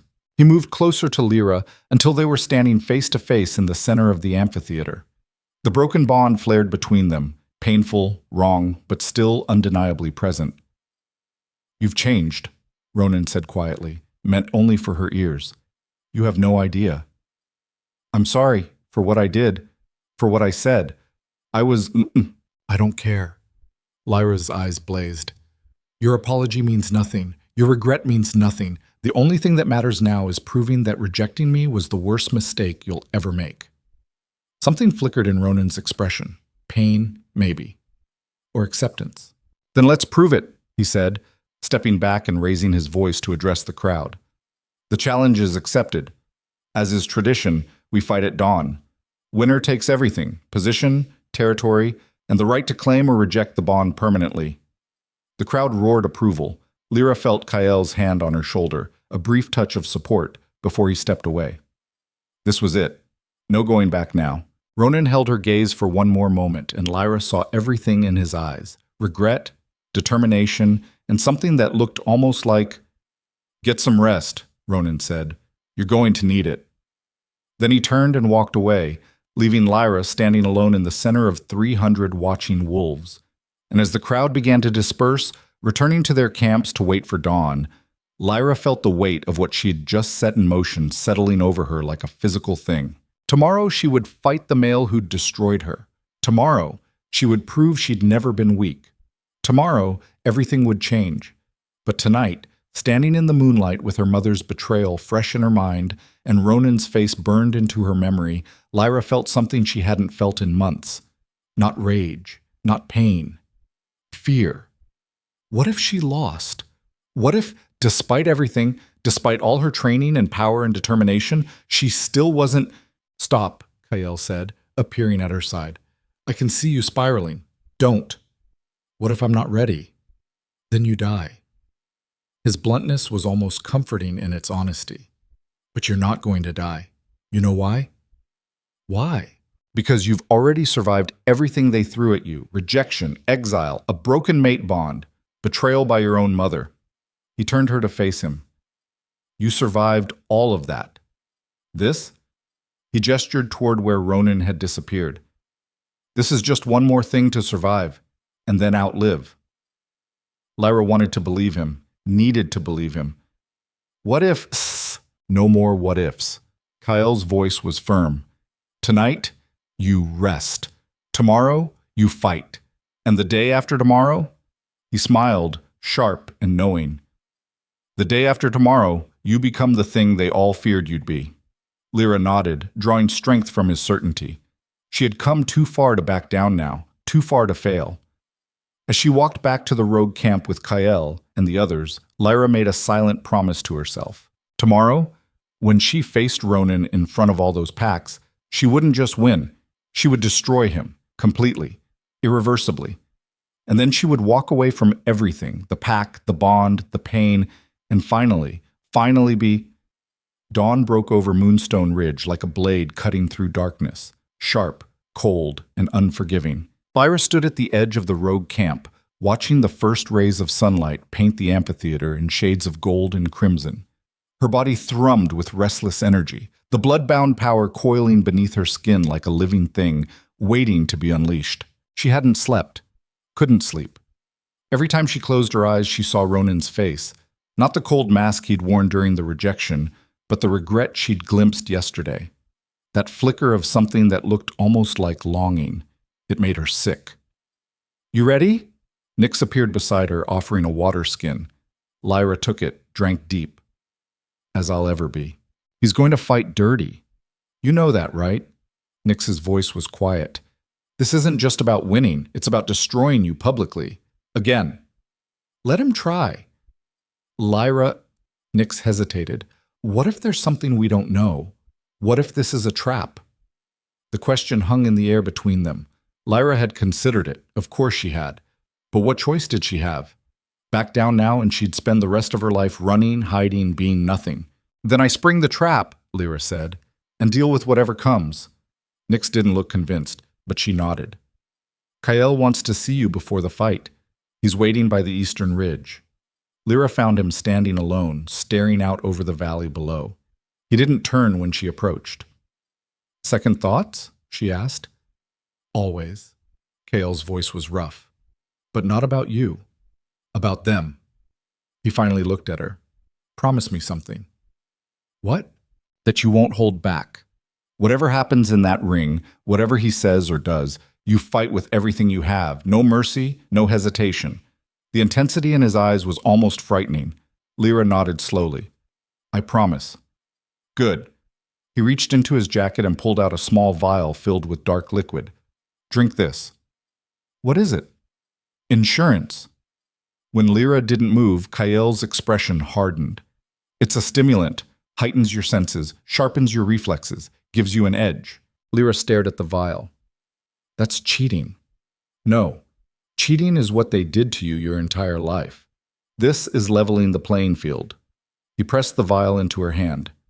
Take it or don't. But don't come crying to me if you lose because you wanted to fight fair against people who've never been fair to you. He walked away before she could respond, leaving Lyra alone with the vial. She looked at it for a long moment, weighing the choice. Everything she'd fought for, everything she'd become. Was she really willing to compromise it now? Then she remembered Ronan's voice. She is weak. She is nothing. Remembered her mother's betrayal, the suppression, the years of believing she was less than she was. Fuck fair. Lyra uncorked the vial and drank it in one swallow. The liquid burned going down, and for a moment nothing happened. Then, heat exploded through her veins. Her vision sharpened until she could see individual leaves on trees 100 yards away. She could hear heartbeats from the camps below, could smell the fear and anticipation rolling off hundreds of wolves. The bloodbound power surged in response, amplifying the effect until Lyra felt like she could tear the world apart with her bare hands. Holy shit, she whispered. This was power. Real power, the kind that didn't ask permission or apologize, the kind that destroyed. The amphitheater was packed by the time Lyra descended to the fighting ring. Every seat filled, wolves standing in the aisles, more gathered on the surrounding ridges. 300 witnesses, maybe more, all here to watch her fall or rise. The fighting ring itself was a circle of packed earth 30 feet in diameter, marked by white stones. Ancient tradition stated that once combatants entered the ring, they couldn't leave until the challenge was resolved, by submission, incapacitation, or death. Ronan was already there, standing in the center with his father and several pack elders. He'd stripped to the waist, his muscled torso covered in ritual markings similar to Lyra's. His eyes tracked her as she approached, and something in his expression made her falter. He looked broken, like a man walking to his own execution. Good. Challenger and challenged, Elder Vesper's voice rang out across the amphitheater. Despite her role in Lyra's suppression, she was still the recognized authority on pack law. You stand before witnesses from 5 packs. The challenge has been issued and accepted. Do you both understand the terms? Yes, Ronan said. Yes, Lyra echoed. Then state them. For the record. Ronan's jaw tightened. Lyra Vane challenges me for the position of alpha heir to Thornwood Pack. The winner claims full authority over pack territory and resources. The loser, he paused. The loser forfeits all rank and is exiled from pack lands permanently. Murmurs rippled through the crowd. Permanent exile was harsh. It meant being severed from the pack bond completely, becoming truly rogue. Additionally, Ronan continued, his eyes locked on Lyra, the mate bond between us will be addressed. Winner's choice, whether to restore or sever it permanently. Lyra's breath caught. She hadn't agreed to that term. That wasn't, she started. It's tradition, Vesper interrupted. When mates challenge each other, the bond must be resolved. Winner decides its fate. Her ancient eyes studied Lyra. Unless you wish to withdraw the challenge. Every eye in the amphitheater fixed on Lyra. She could feel the weight of their expectation, their judgment. Withdraw now, and she was weak. Again. I don't withdraw, Lyra said clearly. Then enter the ring. Lyra stepped over the white stones, and the moment her foot touched the packed earth, she felt it. A subtle shift in the air, like stepping into a different world. The stimulant Kael had given her mixed with her blood-bound power, creating a cocktail of aggression and strength that made her hands shake. Ronan entered from the opposite side. They stood facing each other across the circle, and for a moment neither moved. You don't have to do this, Ronan said quietly. Yes, I do. Lyra, he took a step closer. What I did to you was unforgivable. I know that, but this won't change what happened. Defeating me won't what? Won't make me feel better? Won't undo the humiliation? Lyra's laugh was harsh. You're right, it won't, but it'll prove I was never what you said I was. And that's enough. Is it? Ronan's eyes were searching hers. Because from where I'm standing, you're still letting that moment define you. You're still the girl on her knees, trying to prove herself to people whose opinions don't matter. The words were like a slap. Fuck you. I'm trying to save it. Lyra dropped into a fighting stance. You want to talk? Beat me. Otherwise, shut up and fight. Something flickered across Ronan's face. Resignation, maybe. Or acceptance. He shifted his stance, shoulders rolling, preparing. Begin! Vesper's voice cracked like a whip. Ronan moved first. He was fast, faster than Lyra expected. His fist came at her face in a blur, and she barely dodged in time. His follow-up caught her in the ribs, a solid hit that would have broken bones if she were still fully human. But she wasn't human. Not anymore. Lyra twisted with the impact, using the momentum to drive her elbow into Ronan's jaw. The crack echoed across the amphitheater. Blood sprayed from his mouth as he staggered back. The crowd roared. They circled each other, both breathing hard. Lyra could taste blood, not hers, his. The stimulant made everything sharper, more vivid. She could see the micro-expressions on Ronan's face, could predict his movements before he made them. He lunged again. She sidestepped and caught his arm, twisting hard. He grunted in pain but managed to break free, spinning to face her. You've gotten better, he said, wiping blood from his chin. I've gotten stronger. There's a difference. Lyra, listen to me. No. She attacked, a flurry of strikes that drove him backward. You don't get to talk to me like we're friends. Like you didn't destroy me in front of everyone. I was wrong. Ronan blocked her hits, but barely. I was fucking wrong, okay? I should never have what? Lyra swept his legs out from under him. He hit the ground hard, and she was on him instantly, her hand at his throat. Should never have rejected me. Should never have called me weak. Should never have let your girlfriend convince you to humiliate me publicly? Ronan's eyes widened. What? Sarah told me, before I left. How it was her idea. How she convinced you that rejecting me in front of everyone would make you look strong. Lyra's grip tightened. So which is it, Ronan? Were you cruel on your own, or did you let someone else make you cruel? He grabbed her wrist, trying to break her hold. I didn't know she talked to you. I didn't. Liar! Lyra slammed his head against the ground. Once, twice. The crowd was screaming, but she barely heard them. All she could hear was Ronan's voice in her memory. She is nothing. He managed to twist free, throwing her off.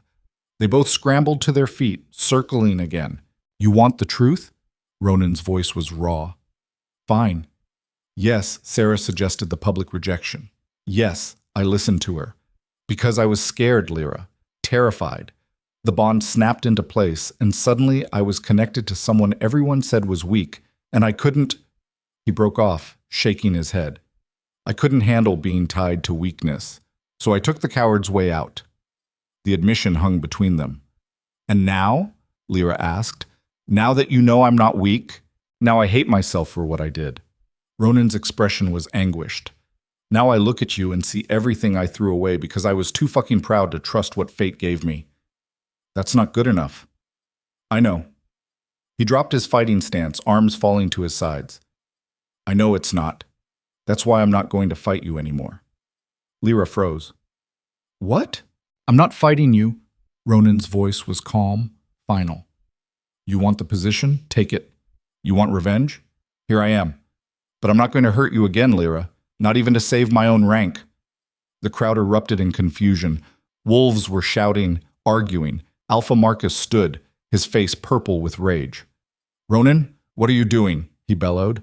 "What I should have done months ago." Ronan looked at Lyra, his eyes steady. "I'm accepting my mistake and its consequences." "You're forfeiting?" Lyra couldn't keep the disbelief from her voice. "I'm choosing you over pride, even if you hate me, even if you can never forgive me." He took a step closer. "I can't undo what I did, but I can stop making it worse." Lyra stared at him, her mind reeling. This wasn't how it was supposed to go. He was supposed to fight. She was supposed to beat him, humiliate him, prove her strength. Not this, not surrender. No. The word came out harsh. "No, you don't get to do this. You don't get to make yourself the noble one by giving up." "Lyra, fight me!" She lunged at him, striking hard. He blocked, but didn't counter. "Fight me, you coward!" "I won't." She hit him again and again, each strike landing with sickening force, but Ronan only defended, never attacking, never retaliating. "Stop it," she snarled. "Stop playing the martyr and fight." No. Lyra's vision blurred, not with tears, but with rage so intense it felt like drowning. The stimulant was amplifying everything, making her aggression spiral out of control. She couldn't stop hitting him, couldn't stop trying to force him to fight back. Because if he didn't fight, if he just took it, then she was just hurting someone who'd surrendered, just being cruel for cruelty's sake, just like they'd been to her. "Stop!" Kale's voice cut through the haze. Lyra spun to find him at the edge of the ring, his expression unreadable. "Lyra, stop. You've won. He's forfeited." "He hasn't submitted. He doesn't need to." Kale's eyes were hard. Challenge law is clear. Refusal to fight is acceptance of defeat. It's over. The words echoed in the sudden silence. Lyra looked around the amphitheater, hundreds of wolves watching her beat someone who wouldn't fight back. Some looked satisfied, others disgusted, all of them judging. She stepped away from Ronan, breathing hard. He stayed on his knees, blood dripping from his nose and mouth, but his eyes never left hers.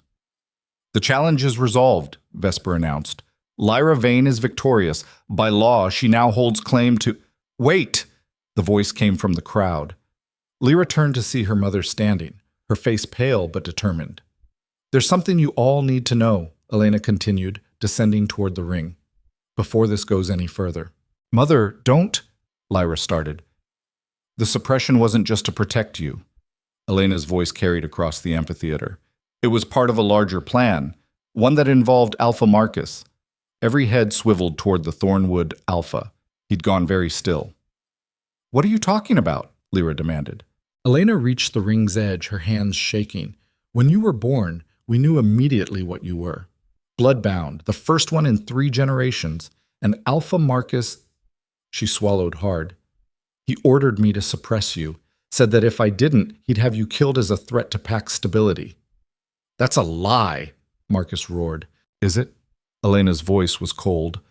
"Should I tell them about the agreement we made? How you promised to protect my new mate and me if I kept Lyra weak? How you specifically told me to make sure she'd never be strong enough to challenge your son?" Murmurs of shock rippled through the crowd. "You're fabricating," Marcus started. "I have proof." Elena pulled a folded paper from her jacket. A contract, signed by both of us, witnessed by Vesper herself. All eyes turned to the elder who'd gone deathly pale. "Vesper," Lyra's voice shook. "Is this true?" The ancient female was silent for a long moment. Then, quietly, "Yes." The single word detonated like a bomb. "You all conspired to cripple my daughter," someone shouted from the crowd. Lyra realized with shock it was a Blackwater wolf, one of the other packs. "For political gain?" "For pack stability!" Marcus's alpha command rolled out, trying to force silence. But it didn't work. Too many wolves from too many different packs, none of them bound to obey him. "A bloodbound wolf is dangerous, unpredictable. I did what was necessary to protect Thornwood from what?" Lyra's voice cut through his justification like a blade. "From me? I was 3 days old. What threat could I possibly have been?" "You don't understand." "No, you don't understand." Lyra climbed out of the ring, stalking toward Marcus. Several Thornwood wolves moved to intercept, but Kyle and his rogues were suddenly there, blocking them. You saw potential in me, and your first instinct was to destroy it. You turned my own mother against me. You orchestrated my entire life to keep me weak so your son would never face competition. She was right in front of him now, and even though Marcus was alpha, even though he was larger and older and more experienced, he took a step back. Because Lyra's eyes were blazing silver, and her bloodbound power was rolling off her in waves that made even the other alphas flinch. And the rejection, Lyra continued, the pieces falling into place with horrible clarity. That wasn't just Sarah's idea, was it? You wanted Ronan to reject me. You probably encouraged it. Marcus's silence was answer enough. Lyra turned to look at Ronan, who'd gone white. Did you know? She asked. About the suppression? About your father's plan? No. Ronan's voice was barely a whisper. I swear, I didn't know. He told me. He looked at his father with something like horror. He told me you were weak, that the bond was a mistake, that rejecting you was the strong choice, the alpha choice. And you believed him. Ronan's face crumpled. Yes, I believed him. Lyra laughed. The sound was broken, bitter. Of course you did. Why wouldn't you? Everyone in your life told you I was nothing. Your father, the elders, the pack. They all agreed that weak little Lyra wasn't worth keeping. That's not... It is! The words exploded out of her. Don't you see? This was never about me being weak. It was about them making sure I stayed weak, about controlling me before I could become strong enough to threaten their precious hierarchy. She turned to address the entire amphitheater, her voice ringing with fury and pain. You all participated, maybe not actively, but through silence, through acceptance. You watched them suppress me, humiliate me, exile me, and none of you questioned it. Because as long as it wasn't happening to you, as long as your position was secure, you didn't care. The crowd shifted uncomfortably. No one met her eyes. Well, here's the truth. Lyra's power flared, making the very air vibrate. I am bloodbound. I am stronger than any of you, and I don't need your acceptance, your pack, or your fucking hierarchy. I don't need any of it. She turned to Vesper. You asked me if I wanted to claim the alpha position. My answer is no. Shock rippled through the crowd. I don't want Thornwood, Lyra continued. I don't want to lead people who spent my entire life making me believe I was worthless. You can keep your pack, your territory, your politics. She looked at Ronan. And your bond. I don't want any of it. Lyra, wait. Ronan reached for her. She jerked away from his touch like it burned. Don't touch me. Don't talk to me. We're done. Please, I said we're done. The bloodbound power surged, and suddenly Lyra was shifting, not fully, but enough. Her eyes blazed pure silver, fur rippling across her skin, canines extending. You had your chance, Ronan. You made your choice. Now live with it. She turned to leave, but Kyle was blocking her path. His expression was strange, not angry, but calculating. You can't just walk away, he said. Watch me. No. I mean, you literally can't. Kyle's voice was calm. Too calm. The challenge terms included resolution of the mate bond, winner's choice to restore or sever. You won. You have to make the choice. Lyra blinked, the stimulant making it hard to think through the fog of rage. Fine. I sever it permanently. There. Done. Are you sure? Kyle pressed. Because a permanent severance can't be undone. Ever. Even if you change your mind later. I won't change my mind. Even if you discover there's more to the situation than you know? Something in his tone made Lyra pause. What are you talking about? Kale glanced at Marcus, then back to Lyra. Ask him why he really wanted you suppressed. Ask him what he was really afraid of. I already know. Do you? Kale's smile was sharp. Because from where I'm standing, there's a piece missing. Why go through all that trouble for one blood-bound child? Why the elaborate conspiracy, the contracts, the decades of planning? He tilted his head. Unless you weren't the only threat. Lyra's blood went cold. What? There's another bloodbound in Thornwood territory, Kyle said calmly. Or there was. until Marcus had them killed 23 years ago. The amphitheater went deathly silent. That's a lie, Marcus said, but his voice shook. Is it? Cale pulled out a worn journal from his jacket. This belonged to the Thornwood healer who served before Vesper, her private records. Very detailed, including the birth of twins 23 years ago, both bloodbound, both daughters of Elena Vane. Lyra couldn't breathe. Twins? I have a sister? The words came out strangled. Had, Cale corrected gently. Marcus ordered her killed within hours of birth. Told your mother that one bloodbound child could be controlled, but two would be unstoppable. Gave her a choice. Let him kill both of you, or agree to suppress you, and let him dispose of your sister quietly. Lyra turned to her mother, who'd collapsed to her knees, sobbing. Is this true? Lyra's voice was barely above a whisper. Elena nodded, her face buried in her hands. You let him kill my sister. The words came out flat, emotionless. You chose me over her and then crippled me anyway. I was trying to save you. You murdered her. Lyra's scream echoed across the ridge. You murdered my sister to save yourself. No, to save you. He was going to kill you both if I didn't. Then you should have let him. Lyra felt something inside her break. Not the bond this time, something deeper. You should have let him kill us both instead of living as half a person for 23 years. The bloodbound power exploded outward, and suddenly Lyra was fully shifted, her massive silver wolf form appearing in a burst of energy that sent wolves scrambling backward. She was rage incarnate, grief-given teeth and claws. She lunged for Marcus. Multiple wolves tried to stop her, Thornwood fighters, other alphas, even Cale's rogues, but she was bloodbound, and the stimulant had amplified her strength beyond anything they'd prepared for. She tore through them like paper, her jaws aimed at Marcus's throat. At the last second, Ronan threw himself between them.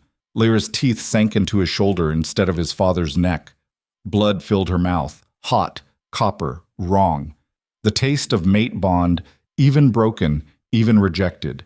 She released him immediately, stumbling backward in horror. Ronan collapsed, bleeding heavily. The wound was bad. She'd hit an artery. He'd die within minutes without help. Ronan! Marcus dropped to his knees beside his son, hands pressed uselessly to the wound. Someone help him! Nyx was already moving, her healer's instincts overriding pack politics. But even as she worked, Lyra could see the truth in her expression. It was too late. Lyra. Ronan's voice was wet, bubbling. He was drowning in his own blood. Lyra, listen. Don't talk, she said, shifting back to human form. She knelt beside him, her hands shaking. Save your strength. Not going to make it. He coughed, blood spattering his lips. Need to tell you, the bond. It's not. Don't you dare die, Lyra cut in, her voice breaking. Don't you fucking dare, not like this, not for him. Had to. Ronan's hand found hers, weak and trembling. Couldn't let you. Kill him. You'd never forgive yourself. I don't care about forgiveness. I do. His eyes were starting to glaze. Love you. Always did. Too stupid to admit it. Ronan, please. Restore the bond. The words came out as barely a whisper. Only way to save me. If you restore... Understanding crashed over Lyra like a tidal wave. A restored mate bond could accelerate healing, could potentially save him if done immediately. But it would tie her to him forever. To the male who'd rejected her. To the pack that had destroyed her. To everything she'd fought to escape. I can't, she whispered. Then I die. Ronan's smile was sad, accepting. Either way, I'm sorry for everything. His eyes closed. No! Lyra grabbed his face, her power surging desperately. Don't you dare give up, you hear me? Don't you... But his heartbeat was already fading. Lyra looked up at the circle of wolves surrounding her, her mother sobbing, Marcus white-faced with shock, Cale watching with that same calculating expression, hundreds of witnesses waiting to see what she'd do, waiting to see if she'd save the male who had destroyed her, or let him die and finally be free. The choice hung before her like a blade, sharp and impossible. And as Ronan's heartbeat stuttered one final time, Lyra closed her eyes and made a decision that would change everything. She pressed her hand over his heart, feeling the stuttering rhythm beneath her palm, feeling the broken bond writhing in her chest like a dying thing. Damn you, she whispered. Damn you for making me care. Then she reached deep inside herself, past the rage and pain and grief, to the place where the mate bond had first formed. It was there still, shattered, bleeding, barely recognizable, but present. She grabbed hold of it with everything she had. The blood-bound power roared to life, silver light blazing from her skin as she forced the bond to rebuild. It fought her. Broken bonds didn't want to heal, didn't want to reconnect. The pain was excruciating, like having her soul torn apart and stitched back together with burning wire. But she held on. Ronan gasped, his eyes flying open as the bond snapped back into place. Not like before. This was different, stronger. The blood-bound power had changed it, made it something new. His wound began to close, flesh knitting together with unnatural speed as the restored bond channeled Lyra's power directly into his body. Within seconds, he was breathing normally. Within a minute, the arterial bleed had stopped completely. Lyra collapsed beside him, exhausted beyond measure. The bond was back. She could feel it thrumming between them, alive and insistent and completely, utterly permanent. What did you do? Ronan's voice was hoarse. Something I'm going to regret, Lyra said, staring up at the sky. I saved your life, and bound myself to you in the process. She could feel his emotions now, flooding through the restored bond. Shock, gratitude, relief. And underneath it all, that desperate, aching love he'd confessed with his dying breath. It made her want to vomit. Lyra, don't. She sat up, refusing to look at him. Don't say anything. I didn't do this for you. I did it because... She stopped, unable to finish. Because despite everything, some part of her still cared, still couldn't bear to watch him die. Kael was the first to speak, his voice cutting through the stunned silence. Well, he said, a strange smile playing at his lips. That was unexpected. Lyra turned to glare at him and froze, because Kael was looking at her with an expression she'd never seen before. Not surprise, not shock. Satisfaction. Like this was exactly what he'd planned. You knew, she said slowly, horror dawning. You knew what would happen if I challenged him. You knew about the bond resolution. I wanted you to be strong enough to make your own choices, Kael interrupted, without interference, without manipulation. His smile widened. Congratulations, Lyra. You just became the most powerful wolf in 5 territories. Blood-bound with a restored mate bond to an alpha heir? That's unprecedented. I don't want power to... Everyone wants power. They just call it different things.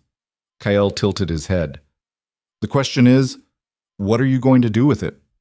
Before Lyra could answer, Marcus lunged, not at her, at Kael.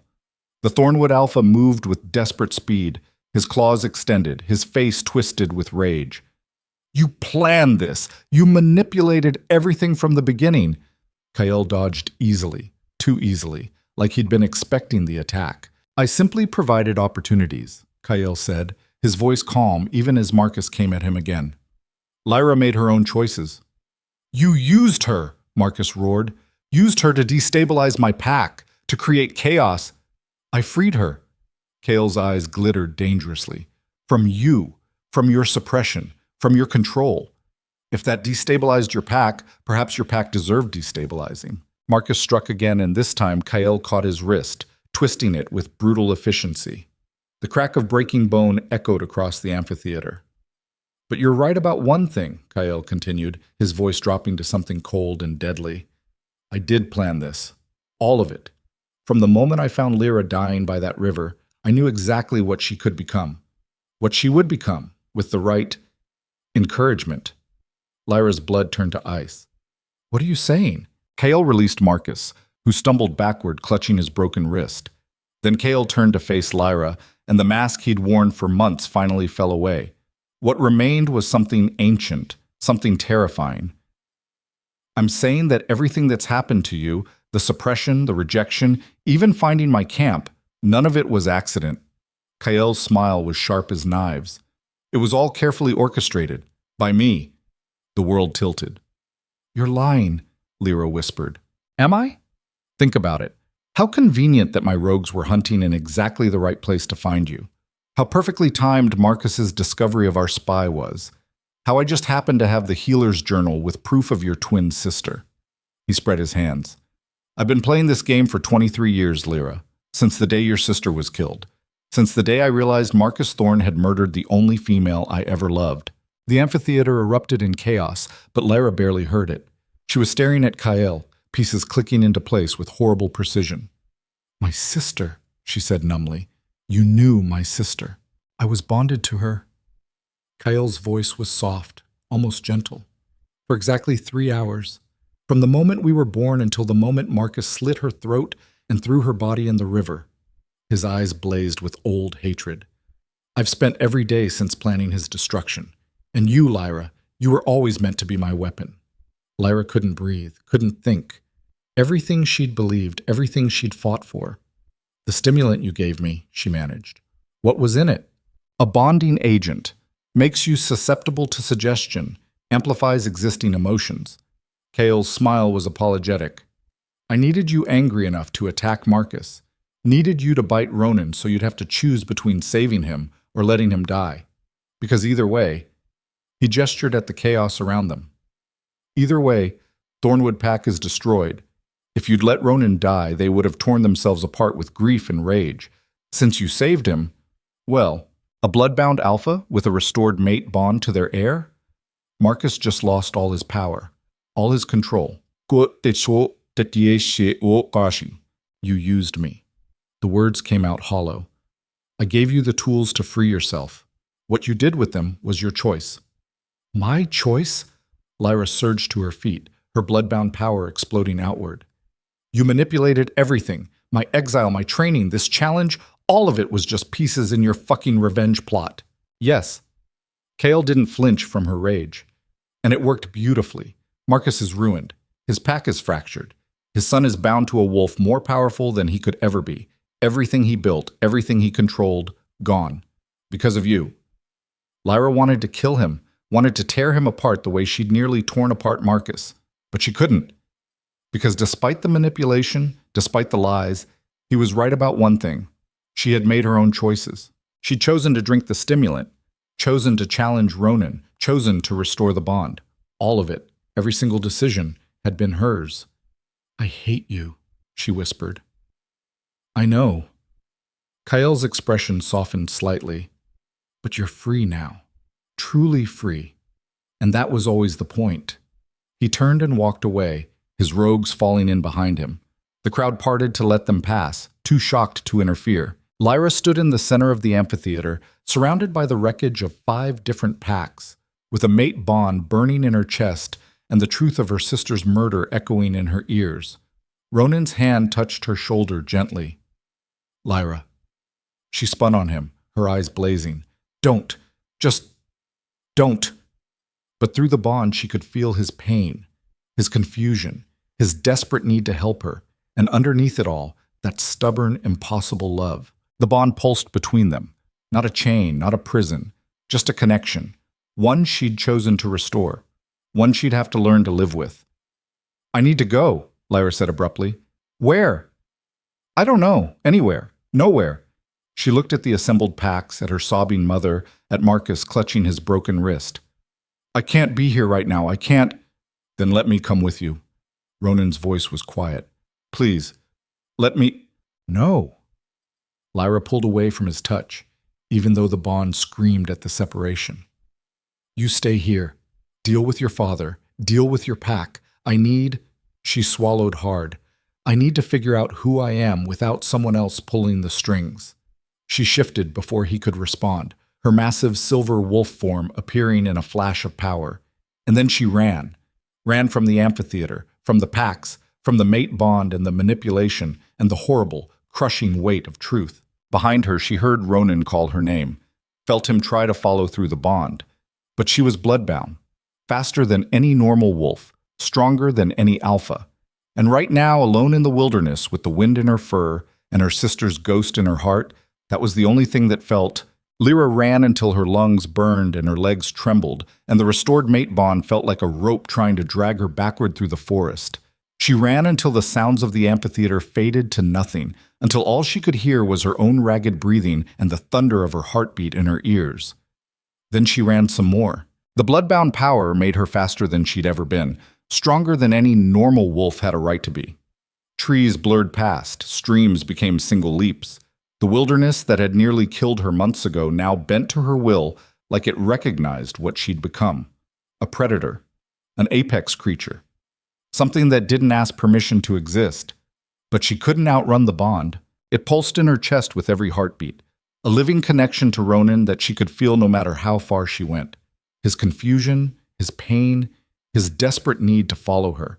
And underneath it all, that stubborn fucking love that made her want to tear her own heart out. She'd saved him, actually saved the male who destroyed her in front of everyone. Restored the bond that had been her greatest source of agony. What the hell was wrong with her? Lyra finally collapsed beside a river she didn't recognize, shifting back to human form and gasping for air. Her naked body was covered in scratches from branches she'd torn through, sweat mixing with blood from a dozen minor wounds. She didn't care. Physical pain was nothing compared to the storm raging inside her head. Kael had used her, manipulated every step of her journey for his own revenge. The rogue alpha who'd saved her life, trained her, given her purpose, all of it had been a lie. A carefully constructed plan to destroy Marcus Thorne, and she'd been the weapon he'd sharpened and aimed. Fuck! Lyra slammed her fist into the ground, then did it again, and again, until her knuckles were bloody and the rage finally started to ebb into something else. Grief, for the sister she'd never known. For the life she could have had if Marcus hadn't decided one bloodbound was enough. For the innocence she'd lost when Ronan rejected her. For the freedom she'd thought she was fighting for, but never really had. The bond flared suddenly, a spike of alarm from Ronan's end. She could feel him getting closer, tracking her through their connection. "No," Lyra muttered, forcing herself to her feet. "No, you don't get to find me. Not yet." She started running again, but slower this time. Her body was exhausted. The stimulant Kael had given her wearing off and leaving her feeling hollowed out. How much of what she'd felt during the challenge had been real? How much had been chemical manipulation? Did it even matter? The forest opened up ahead, revealing a cliff face with a cave entrance half hidden by vegetation. Lyra's instincts screamed danger, but she was too tired to care. She needed shelter, rest, time to think. She ducked inside. The cave was deeper than it looked, tunneling back into darkness. Lyra's enhanced vision let her see well enough to navigate, and she followed the passage until it opened into a larger chamber, and froze. Someone was already there. "Took you long enough," Kael said from where he sat against the far wall. "I've been waiting for 3 hours." Rage exploded through Lyra's exhaustion. She shifted partially, claws extending, eyes blazing silver, and lunged at him. Kael didn't move, just sat there, watching her come. Lyra's claws stopped an inch from his throat. "Do it," Kael said calmly. "If it'll make you feel better. Kill me." "You used me." The words came out as a snarl. "Yes. You manipulated everything. Yes. My exile, my training, the challenge, all of it was just part of your revenge." "Yes." Kael's eyes met hers without flinching. "Every single piece. I orchestrated it all." Lyra wanted to tear his throat out, but something in his complete lack of defense stopped her. "Why?" she demanded. "Why tell me? You could have just disappeared. Let me think it was all my choice." "Because you deserve the truth." Kael's voice was quiet. "Even if it hurts. Even if it makes you hate me." "I already hate you." "Good. That's honest." He gestured to the ground beside him. "Sit down, Lyra. Let me tell you about your sister." "I don't want to hear—" "Her name was Luna," Kael continued as if she hadn't spoken. "She had your eyes. Silver, even in human form. She was born 3 minutes before you, came out fighting and screaming like she was already angry at the world." Despite herself, Lyra's claws retracted. She stayed standing, but she listened. "The midwife knew immediately what you both were. Bloodbound. She tried to hide it, tried to convince Elena to run, but Marcus was already there, already planning." Kael's expression went distant. "He killed the midwife first. Then he came for Luna. And you were there? A newborn?" Mate bonds form at birth for bloodbound wolves, rare, but it happens. Kael's hand pressed against his chest. I felt her die, felt the bond shatter. I was 3 hours old, and I felt my soulmate murdered. The raw pain in his voice was undeniable. Real. So you spent 23 years planning revenge, Lyra said. Wouldn't you? The question hung between them. Lyra thought about what she'd felt when Ronan rejected her, the consuming need for vengeance that had driven every decision since. Yes, she admitted quietly. I would have. I found you by the river because I'd been tracking Elena for months. Knew Marcus had kept one twin alive, kept her suppressed. I just had to wait for the right moment. Kael stood slowly. When you were exiled, when the suppression started breaking down naturally from the trauma, that was my opening. You could have just told me, asked for my help. Would you have believed me? A rogue alpha claiming your pack conspired against you? Kael shook his head. You needed to discover it yourself, needed to become strong enough to face them on your own terms. My own terms? Lyra laughed bitterly. Nothing was my own terms. You controlled everything. I controlled the circumstances. You controlled your reactions. Kael moved closer. I gave you the stimulant, yes, but I didn't make you drink it. I suggested the challenge, but I didn't force you to issue it. I revealed Marcus's crimes, but I didn't make you attack him. You manipulated, bitch. I influenced. There's a difference. His amber eyes were steady. And the bond? I never expected you to restore it. That was pure you, Lyra. Pure instinct. Pure choice. The words hit like a physical blow. Because he was right. In that moment, with Ronan dying in front of her, no one had forced her hand. She'd chosen to save him, had chosen to bind herself to him forever. Why? Lyra whispered. Why did I do it? Because despite everything they did to you, you're not cruel, not like them. Kael's voice was almost gentle. You could have let him die. Should have, probably. But you chose mercy over vengeance. That makes me weak. No. That makes you better than Marcus. Better than me. He paused. I would have let him bleed out, would have enjoyed watching Marcus suffer as his son died. But you? You saved him. That's strength, not weakness. Lyra wanted to argue, but she couldn't find the words. Her throat was tight, her eyes burning. What happens now? She asked. That's up to you. You're the most powerful wolf in 5 territories, blood-bound with a mate bond to an alpha heir. Every pack will either want to ally with you or destroy you. Kael tilted his head. What do you want? The question echoed in the cave. What did she want? Before Lyra could answer, the bond flared violently. Not just alarm this time, terror. Ronan was in danger. Shit, Lyra gasped, doubling over as his fear flooded through the connection. Something's wrong. The sensation cut off abruptly. Not fading, just gone. Like someone had severed the bond from the other end. That's not possible, Kael said, his expression sharp. A restored mate bond can't be broken without killing one of the bonded, Lyra finished, horror dawning. Someone's trying to kill Ronan. She was running before Kael could respond, shifting mid-stride and tearing back through the forest toward Moonstone Ridge. The bond was silent now, completely dead, and that terrified her more than anything.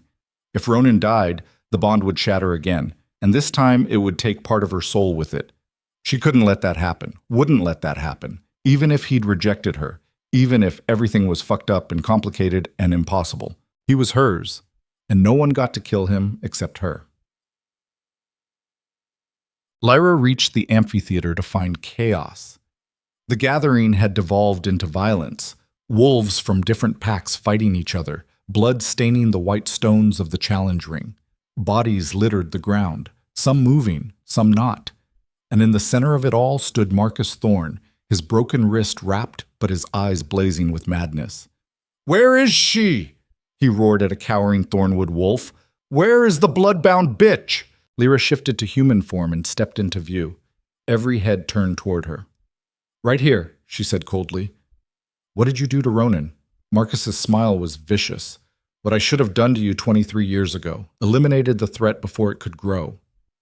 Terror spiked through Lyra's chest. "Where is he?" "Somewhere you'll never find him in time." Marcus gestured, and a dozen Thornwood warriors emerged from the shadows surrounding Lyra. "Did you really think I'd let you waltz in here, destroy my authority, and just walk away? You humiliated me, ruined everything I built. You did that yourself when you murdered my sister." "That runt?" Marcus spat. She was an abomination, just like you, just like every bloodbound that's ever existed. You're too powerful, too dangerous. You threaten the natural order. So you kill anything stronger than you? That's not leadership. That's cowardice. Marcus's face purpled. Attack! The 12 warriors lunged simultaneously. Lyra met them head on, shifting as she moved. Her massive silver wolf form was a blur of teeth and claws, the bloodbound power making her unstoppable. She tore through the first three before they could even react. The fourth managed to land a hit on her side, claws raking deep. Lyra barely felt it. She grabbed his throat in her jaws and shook once, hard. He went limp. 5 more came at her from different angles. Lyra spun, using her size and strength to throw them off. One crashed into the amphitheater wall, hard enough to crack stone. Another she caught mid-leap and slammed into the ground with bone-shattering force. But they kept coming. More warriors joining the fight, overwhelming her through sheer numbers. A wolf latched onto her back leg, another onto her shoulder. A third went for her throat. Lyra roared and unleashed the full extent of her blood-bound power. Silver light exploded outward, so bright it was blinding. Wolves flew backward, thrown by the sheer force of her dominance. The ones who'd been biting her scrambled away, whimpering. When the light faded, Lyra stood alone in a circle of unconscious or cowering wolves. All except Marcus. The Thornwood Alpha was still standing, his own alpha power flaring to match hers. Not as strong, but fueled by decades of experience and desperate rage. You can't win, Marcus said. Even if you kill me, they'll never accept you. You're an outsider, a rogue, nothing. I don't need their acceptance. Lyra shifted back to human, standing naked and bloody, but unbowed. I just need you to tell me where Ronan is. Or what? You'll kill me. Marcus laughed. Go ahead. Make yourself a murderer in front of all these witnesses. Prove you're exactly the monster I always said you were. Lyra looked around the amphitheater. He was right. Hundreds of wolves were watching, some from Thornwood, some from other packs, all of them judging, waiting to see what she'd do. Kill Marcus, and she became the villain. The unstable bloodbound who murdered an alpha in cold blood. Let him live, and Ronan died. Tell me where he is, Lyra said quietly. Please. Begging? Marcus's smile was cruel. How the mighty have fallen. I'm not begging for me. I'm begging for your son. The male you raised, the heir you groomed. Lyra's voice cracked. Don't kill him just to hurt me. Why not? You killed my authority, my pack's stability, everything I worked for. Marcus took a step closer. Fair trade, I'd say. Your mate for my legacy. The bond was still silent, dead, which meant Ronan was either unconscious or very close to death. Lyra had seconds to make a choice. Save Ronan and let Marcus win, prove she was the monster he claimed, or find another way. You want to trade? Lyra said suddenly. Fine, I'll give you one. Marcus paused, suspicious. What kind of trade? Me for him. I'll submit to you. Acknowledge you as alpha. Let you suppress my bloodbound nature again. The words tasted like poison, but Lyra forced them out. In exchange, you let Ronan live. You release him, heal him, and let him go. Shocked murmurs rippled through the crowd. Even Marcus looked taken aback. You'd give up everything? He asked. Your power, your freedom, your bond? For his life, yes. Lyra, no. Nyx's voice cut through the silence. The healer had appeared at the amphitheater's edge, her face stricken. You can't. Stay out of this, Lyra said without looking at her. Her eyes were locked on Marcus. Do we have a deal? Marcus studied her for a long moment. Then he smiled. No. The word dropped like a stone. What? Lyra breathed. I said no. You're right that killing you would make me look bad. But letting you live? Letting you walk around as proof that I failed to control a bloodbound? Marcus shook his head. Unacceptable. So here's my counteroffer. He gestured, and 2 wolves dragged a bloody, unconscious Ronan into the amphitheater. Lyra's heart stopped. Ronan was barely alive, his chest rising and falling in shallow, irregular breaths. Someone had beaten him savagely, probably right after she'd run. His face was swollen, one arm hanging at an unnatural angle. You fight me, Marcus said. Right here, right now, To the death. You win, Ronan lives, and you both go free. I win. He smiled. I win, and you both die, along with every rogue who helped you. That's not a fair... Ooh, cool. I don't do fair. I do necessary. Marcus began stripping off his shirt, preparing for the fight. What's it going to be, Bloodbound? You going to save your precious mate, or run away like you did before? The taunt was designed to provoke her. Lyra knew that, but it worked anyway. Fine, she said. I accept. Lyra, don't! Kael's voice rang out as he appeared at the amphitheater edge. He's going to cheat. He's planned something. I know. Lyra didn't take her eyes off Marcus. I don't care. She walked toward the challenge ring, and as she crossed the white stones, she felt it, the same shift as before, the sense of entering a space where rules applied, where combat was sacred. Marcus entered from the opposite side. No one interferes, he announced to the crowd. This is Alpha Challenge. Winner takes everything. Loser dies. Vesper stepped forward, looking ancient and tired. I recognize the challenge. Fight begins on my mark. Lyra dropped into a fighting stance. The bloodbound power surged through her, ready to be unleashed, but something was wrong. Her vision blurred slightly. Her legs felt heavy. The energy that had sustained her through the earlier fight was draining away. Feeling weak? Marcus asked, his smile predatory. That's the suppression agent in the air. Same compound used on you as a child, but weaponized. Won't stop you completely, but it'll slow you down. Level the playing field. Lyra's blood ran cold. He'd planned this. Had the amphitheater prepared with suppression agents that would activate when she entered the ring. She tried to step back, to leave the circle, but her body wouldn't respond. The white stones trapped combatants inside until the fight was resolved. Clever, Lyra managed through gritted teeth. Necessary. Marcus began circling. You're too strong otherwise, too dangerous. This way it's a fair fight. Fair would be not drugging me. Fair would be you never existing in the first place. Vesper raised her hand. Begin! Marcus attacked immediately, his alpha wolf form appearing in a burst of brown and gray fur. He was smaller than Lyra's bloodbound form, but faster now that she was weakened. He hit her like a freight train, jaws clamping onto her shoulder. Lyra yelped and thrashed, trying to throw him off, but the suppression agent made her movements sluggish. She finally managed to twist and slash at his side with her claws. Blood sprayed, but Marcus didn't let go. He was trying to tear through muscle to bone, to cripple her. Lyra slammed herself sideways into the ground, using her weight to crush him. Marcus released her shoulder and rolled away, coming up snarling. They circled each other, both bleeding. Lyra's shoulder throbbed viciously. She could feel the suppression agent working deeper into her system, making the bloodbound power harder to access. Marcus lunged again. This time Lyra was ready. She sidestepped and caught his throat in her jaws. Not a killing bite, but enough to make him gag and stumble back. You can't win, Marcus panted after shifting back to human. Even if you kill me, the suppression will destroy you. You'll be weak again, controllable. Then I'll be weak. Lyra shifted back too, her naked body covered in blood and sweat. But you'll be dead. Touching, really.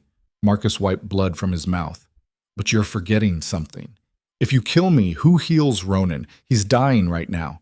Every second you waste fighting me is another second closer to his death. Lyra's eyes flicked to where Ronan lay. He hadn't moved, hadn't made a sound. The bond was still silent. He might already be dead. No, she whispered. No, he's not. Check the bond, Marcus taunted. Oh, wait, you can't. Because it's severed. Because he's gone. Rage and grief exploded through Lyra in equal measure. She screamed and charged, shifting mid-run, her bloodbound form appearing even through the suppression. She slammed into Marcus with everything she had. They went down in a tangle of claws and teeth and fury. Lyra fought like something possessed, tearing chunks from his flesh, not caring about strategy or defense, just wanting him dead. Marcus managed to get his jaws around her throat, squeezed. Lyra's vision started to darken, air cutting off. She twisted desperately and felt something tear, not in her throat, but in Marcus's grip. She'd ripped free at the cost of a massive wound across her neck. Blood poured down her silver fur, but she was free. Lyra staggered backward, gasping. The throat wound was bad. If it had been an inch deeper, she'd be dead already. Marcus stood, his own injuries severe. He was missing an eye now, his left arm hanging useless, but he was still standing. "Give up," he said. "Submit, and I'll make it quick." Lyra's response was to attack again. They collided in the center of the ring, both too injured to do more than grapple. Lyra's superior strength was being counteracted by the suppression agent. Marcus's experience was being counteracted by his wounds. It was a stalemate, a slow, bloody death spiral for both of them. And through it all, Ronan lay motionless. "Lyra, stop!" "Lyra." The voice cut through the haze of violence. Lyra turned her head to see Nyx at the ring's edge, her hands pressed against the invisible barrier that kept outsiders out. "He's not dead!" Nyx shouted. "Ronan's not dead. The bond's just dormant because he's unconscious. If you stop fighting, I can save him." Hope surged through Lyra. "You're lying." "I'm a healer. I can hear his heartbeat from here." Nyx's voice was desperate. "But if you kill Marcus, if you become a murderer, every pack here will declare you rogue. They'll hunt you forever. You'll never have peace, never have a home. Is that what you want?" Lyra looked at Marcus, then at Ronan, then at the hundreds of witnesses watching. Nyx was right. Kill Marcus and she became exactly what he'd always claimed she was. A monster, a threat, something to be destroyed. But let him live and he'd keep coming, keep trying to kill her, to suppress her, to eliminate the bloodbound threat. There was no winning move, unless— "I have a better idea," Lyra said, shifting back to human. She was swaying on her feet, blood loss making her dizzy. "I don't kill you, Marcus. I destroy you another way." "What are you—" "I challenge you for Pack Alpha. Right here, right now." Lyra's voice rang out across the amphitheater. "Winner takes Thornwood. Loser is exiled and stripped of all rank." Marcus laughed, but it sounded desperate. "You can't challenge for Alpha. You're not Pack. I'm bonded to your heir. That makes me Pack by law." Lyra took a step forward despite her injuries. "And everyone here just watched you drug the challenge ring, beat your own son half to death, and try to murder me through treachery instead of honest combat. How many of your wolves still respect that?" She looked past Marcus to the assembled Thornwood pack. Many were staring at their alpha with something like horror. "So here's the deal," Lyra continued. "You accept my challenge and fight me fair, no drugs, no tricks. Or you forfeit and I take the pack by default.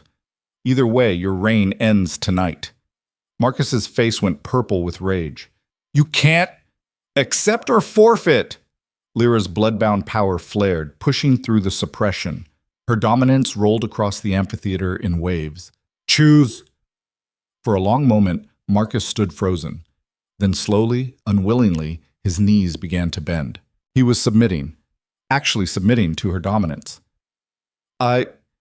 Marcus's voice was strangled. "I forfeit!" The crowd erupted. Wolves from all 5 packs were on their feet, shouting, arguing, some celebrating, some outraged. Vesper's voice cut through the chaos. "The challenge is acknowledged. Marcus Thorn has forfeited his position as Alpha of Thornwood Pack. By right of challenge and mate bond, Lyra Vane is recognized as the new Alpha." Lyra swayed, the pronouncement hitting her like a physical force. She hadn't wanted this, hadn't planned for it, but she'd won. "Nyx," she called weakly. "Ronan, help him." The healer was already moving, rushing to Ronan's side. Within seconds, she had her hands on his chest, power flowing. "He's stable," Nyx called out. "Unconscious, but stable. He'll live." Relief flooded through Lyra so intensely her legs gave out. She collapsed to her knees in the center of the challenge ring, surrounded by blood and victory and the weight of a pack she'd never wanted. Marcus stood nearby, stripped of power, his face a mask of hatred and defeat. "This isn't over," he said quietly. You'll leave." Lyra's voice was steel despite her exhaustion. "Tonight, take whatever loyalists you have left and go. If I ever see you in Thornwood territory again, I'll kill you. Not as revenge, not as dominance, just as pest control." Marcus opened his mouth to argue, but something in Lyra's eyes stopped him. He turned and limped away, a broken alpha with nothing left but his life. Lyra watched him go, feeling nothing, no triumph, no satisfaction, just exhaustion. "Lyra." Kyle approached the ring's edge. "You did it. You actually— Don't." Lyra held up a hand. "Just don't. You used me, manipulated me. Whatever you think we are, whatever bond you think we have because of my sister, it's done. We're done. Kale's expression flickered. Pain, maybe, or regret. Lyra, leave. Now. Before I change my mind about letting you walk away. For a moment, Kale looked like he might argue. Then he nodded slowly. For what it's worth, he said quietly, I am sorry. About the manipulation. About using your pain for my revenge. He paused. But I'm not sorry you're free, and I'm not sorry you're strong. Then he turned and walked away, his remaining rogues following. The wolves who'd helped train her, who'd given her shelter when she had nothing. Gone. Lyra stood alone in the center of the amphitheater, naked, bleeding, exhausted, and now the alpha of a pack that had spent her entire life trying to destroy her. The bond suddenly flared back to life, weak but present. Ronan was waking up. Lyra forced herself to move, to walk to where Nyx was still working on him. His eyes fluttered open as she approached, unfocused and confused. Lyra? His voice was barely a whisper. I'm here. What happened? You died. I saved you. Again. Lyra knelt beside him, her hand finding his. And then I became alpha of your pack. So, typical day. Ronan's laugh turned into a cough. You're alpha now. Apparently. He smiled despite the pain. That's perfect. Perfect? I don't want to be alpha. I don't want to lead these people. I don't want... Lyra's voice cracked. I don't want any of this. Then don't. Ronan's grip on her hand tightened slightly. Pass it to someone else. Walk away. You've earned that right. And leave them with no leader? Leave them in chaos? Lyra shook her head. I can't. As much as I hate them, as much as they hurt me, I can't just abandon them. Because you're better than they deserve. Ronan's eyes were soft, understanding. You always have been. The bond pulsed between them, steady now, strong, impossible to ignore. Lyra looked at him, this male who'd destroyed her and saved her and bound himself to her in ways neither of them fully understood yet. What do we do now? She asked quietly. We? Ronan's smile widened slightly. You're asking me? You're my mate, whether I like it or not. Lyra's tone was dry. And apparently I'm your alpha now, so yeah. What do we do? Ronan was quiet for a moment, his thumb tracing small circles on the back of her hand. We survive, he said finally. We heal. We figure out how to lead a pack that's been broken by my father's fear and cruelty. He paused. And maybe, if you can ever forgive me, we try to make this bond into something real, something chosen. I already chose it, Lyra said, when I restored it, when I saved you. And now? Now. Lyra looked around the amphitheater, at the wolves watching her, at the pack that was now hers by conquest and blood and impossible fate, at the mess Marcus had left behind, at the future stretching out before her, terrifying and uncertain and nothing like what she'd planned. Now we see if a pack that tried to destroy me can learn to follow me instead, Lyra said. Ichan to Saitan. Lyra. She stood, pulling Ronan carefully to his feet. He leaned on her heavily, still too injured to stand alone. But together, they were steady. Together they faced the assembled Thornwood wolves, pack members who'd watched her be rejected, exiled, nearly murdered, who'd participated in her suppression through action or silence. I am your alpha now, Lyra's voice rang out, amplified by bloodbound power and sheer force of will. Not because I wanted to be. Not because I planned this, but because your old alpha was a coward who murdered children and suppressed threats instead of facing them honestly. The crowd shifted uncomfortably, but no one spoke. I'm not going to pretend I like you. Most of you stood by and watched me suffer, watched me be destroyed, and did nothing. Lyra's eyes blazed silver in the darkness. But I'm also not going to punish you for your alpha's crimes. What Marcus did, what he ordered done, that's on him. She paused, letting the words sink in. So here's how this works. You can stay and accept me as alpha. Follow my lead. Help me rebuild this pack into something better than fear and suppression. She looked around the amphitheater. Or you can leave. Right now. Tonight. No judgment, No punishment, just go. Find another pack, another alpha, another life. Silence fell. For a long moment, no one moved. Then one wolf stood. An older female Lyra recognized vaguely from her childhood. She walked down toward the challenge ring and, to Lyra's shock, knelt. "I accept you as alpha," the female said clearly. Another wolf stood, then another. One by one, Thornwood Pack members descended to the ring and knelt. Not all of them, maybe half left, following Marcus into exile. But the ones who remained, they chose her. Lyra felt the pack bond snap into place, not like the mate bond with Ronan, but something wider, stronger. The collective consciousness of 50 wolves binding themselves to her leadership. It was overwhelming, terrifying, impossible. And somehow, standing there covered in blood with her broken mate leaning on her shoulder and a pack full of wolves who'd once called her weak kneeling at her feet, Lyra felt something she hadn't felt in months. Not revenge, not rage, hope. "Get up," she said quietly. "All of you.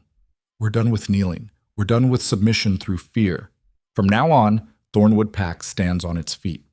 The wolves rose, and as the first rays of dawn broke over Moonstone Ridge, painting everything in shades of gold and crimson, Lyra looked at Ronan and saw him smiling despite his injuries. "What?" she asked. "Nothing, just—" He leaned closer, his forehead resting against hers. "Just thinking that fate knew what it was doing after all." Fate is an asshole. Maybe. But an asshole with good timing. Ronan's voice dropped lower. "I love you, Lyra. I know I don't deserve to. I know I have no right after what I did. But I love you, and I'm going to spend the rest of my life proving I can be the mate you—" Lyra kissed him. Not gentle, not sweet, hard and desperate and full of all the complicated, messy feelings she couldn't put into words. When she pulled back, Ronan was staring at her in shock. "Don't make me regret that," Lyra said. "And don't make promises you can't keep." "I won't." "Good." She looked at the assembled pack, at Nyx moving among them treating injuries, at the other alphas beginning to depart back to their own territories, at everything that had changed in one impossible night. "Now come on," Lyra said, helping Ronan toward the edge of the amphitheater. "We need to get you healed, and then we need to ooh!" A howl cut through the dawn. Not from the amphitheater, from the forest beyond. And it wasn't any wolf Lyra recognized. The sound was wrong, too deep, too resonant, ancient. Every wolf in the amphitheater froze, their instincts screaming danger. "What was that?" someone whispered. Before Lyra could answer, a figure emerged from the tree line. Female, tall, moving with predatory grace that made even Lyra's blood-bound instincts go haywire. And her eyes, silver, just like Lyra's. The female stopped at the amphitheater's edge, her gaze sweeping across the assembled wolves before landing on Lyra. When she smiled, it was sharp as broken glass. "Hello, sister," she said. The world tilted. Because Lyra knew that voice. Had heard it in dreams she couldn't quite remember. Had felt its echo in the hollow place inside her where a twin should have been. "Luna," Lyra breathed. "Not dead after all." Luna's smile widened. "Surprised? You should be. Because everything you think you know about that night, about Marcus, about Kael—" She laughed. "All of it's about to—" The amphitheater held its breath. Lyra stared at the female who claimed to be her sister. Her dead sister, the twin Marcus had supposedly murdered 23 years ago. Luna stood at the edge of the gathering like a ghost made flesh, silver eyes gleaming in the dawn light, and every instinct in Lyra's body screamed that this was wrong. Not the recognition. That was real enough. Looking at Luna was like looking into a distorted mirror, same bone structure, same coloring, same predatory grace. The blood-bound power recognized its match, pulling at Lyra's chest like a magnet seeking its pole. But something else was off.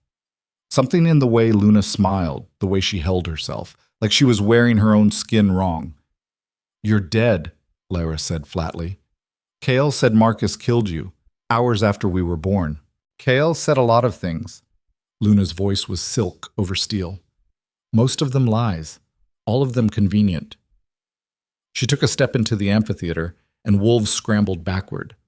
Her dominance was palpable, crushing. But then that's what he does.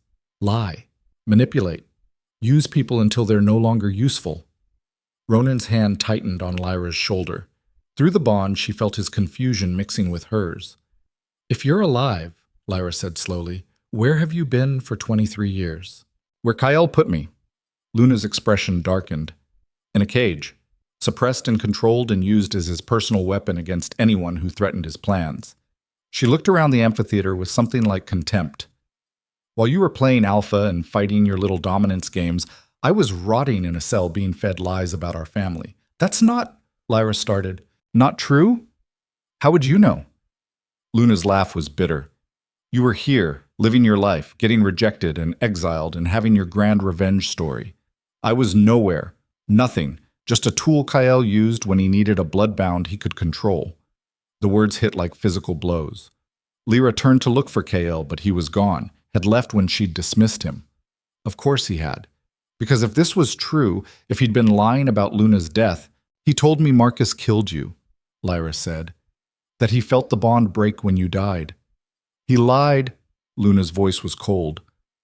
"Marcus never killed me. He tried, came at Mother with a knife, ready to end both of us. But KL intervened, killed the midwife, took me, and let everyone think I was dead, including Marcus, including you." "Why would he do that?" "Because a bloodbound he could control from birth was more valuable than a dead one he could use for sympathy." Luna's eyes blazed.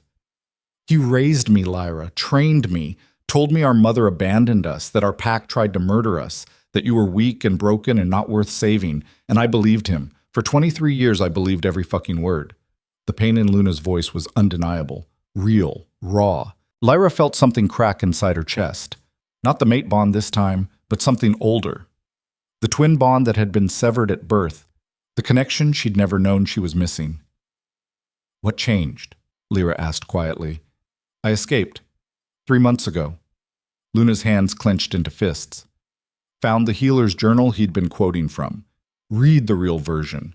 Discovered that everything, every single thing he told me, was a lie built on half-truths and manipulated facts. So you came here." "I came to stop him from using you the way he used me." Luna took another step forward. "But I was too late.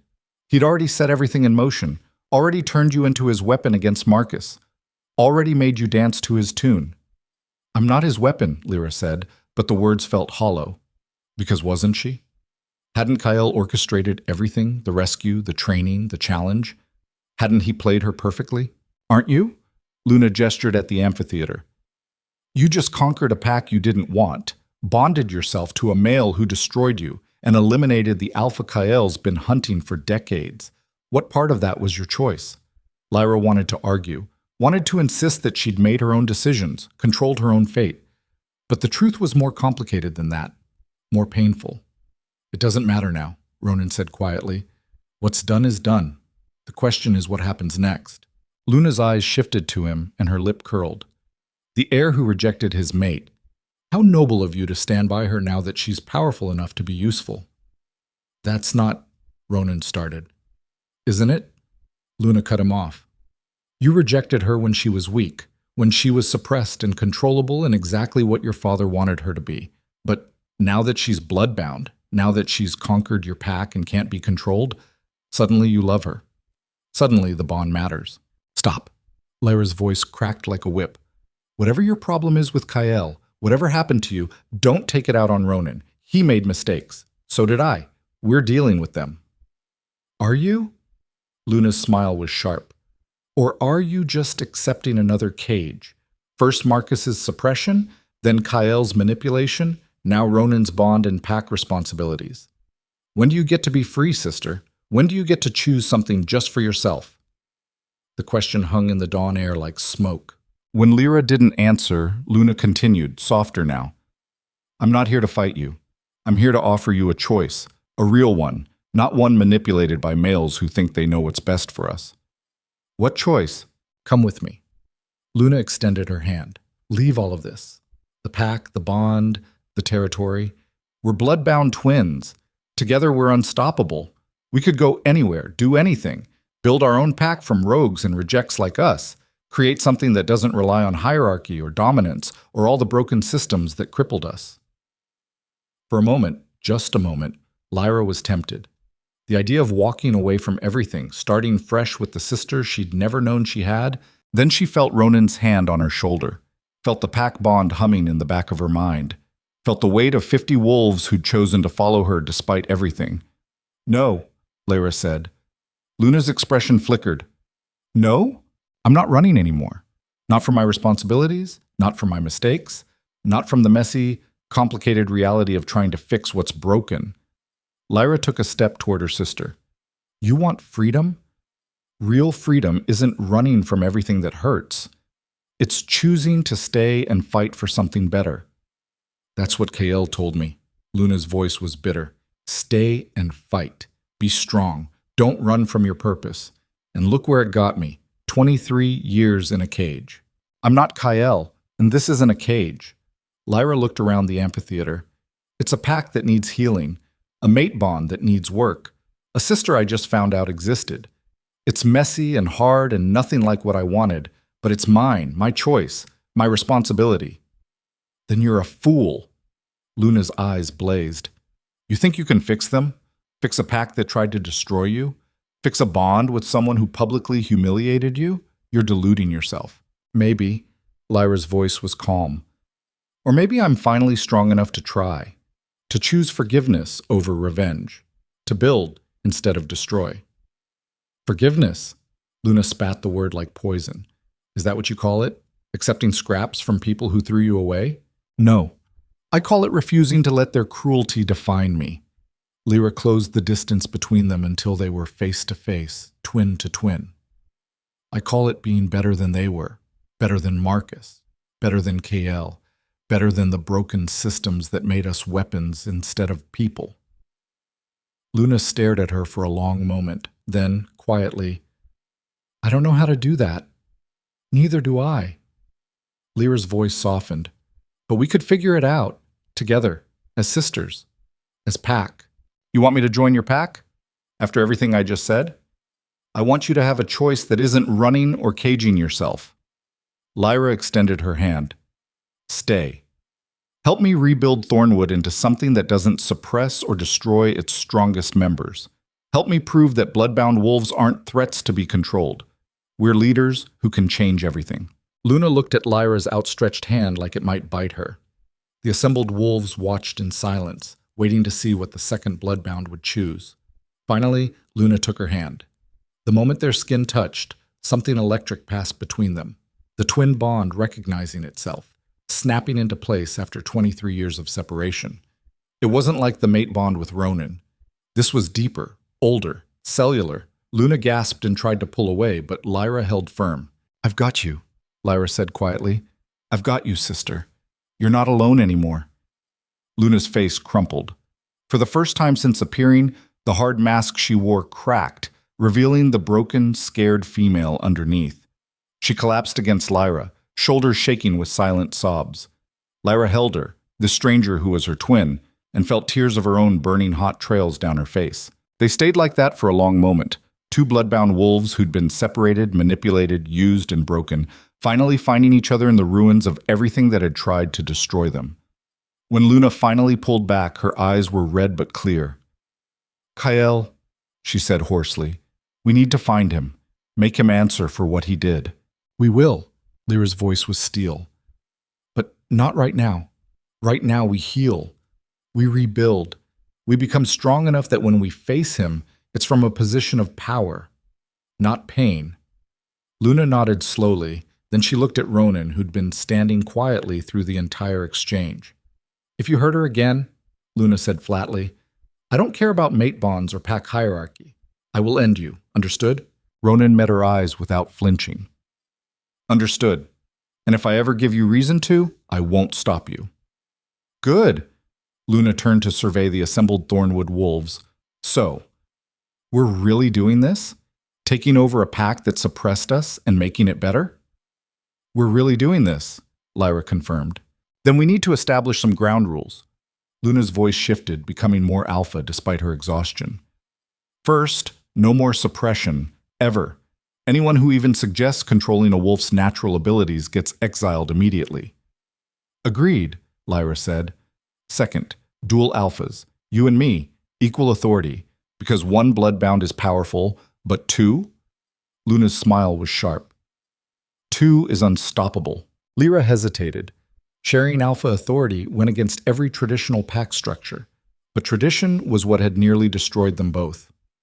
Agreed, she said. Murmurs rippled through the assembled wolves. Some looked nervous, others intrigued. Elder Vesper stepped forward, her ancient face unreadable. Dual alphas are unprecedented. Pack law doesn't account for— Then we change pack law, Lyra interrupted. No more blind adherence to tradition. No more doing things a certain way just because that's how they've always been done. Thornwood changes today, right now. Anyone who can't accept that is free to leave. No one moved. Vesper studied them both for a long moment. Then, surprisingly, she smiled. About time, the elder said. I've been waiting 70 years for someone to finally challenge the old ways. Took 2 bloodbound females to do it. She turned to address the crowd. I recognize Luna and Lyra as dual alphas of Thornwood Pack. Let any who dispute this speak now or accept their authority. Silence. Then Nick stepped forward and knelt. I accept. One by one, the other wolves followed, some eager, some reluctant, all binding themselves to this new, unprecedented leadership. When the last wolf had knelt and risen, Lyra felt the pack bond solidify.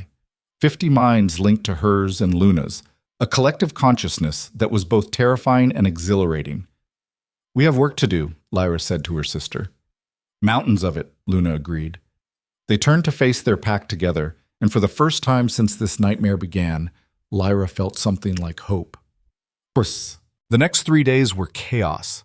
Word spread fast about the dual bloodbound alphas who'd conquered Thornwood. Some packs sent congratulations. Others sent veiled threats. A few sent ambassadors to feel out potential alliances. Lyra and Luna met with all of them, presenting a united front that made even the strongest alphas nervous. 2 bloodbound females working in perfect synchronization was something the wolf world hadn't seen in generations. Ronan recovered quickly, the mate bond accelerating his healing.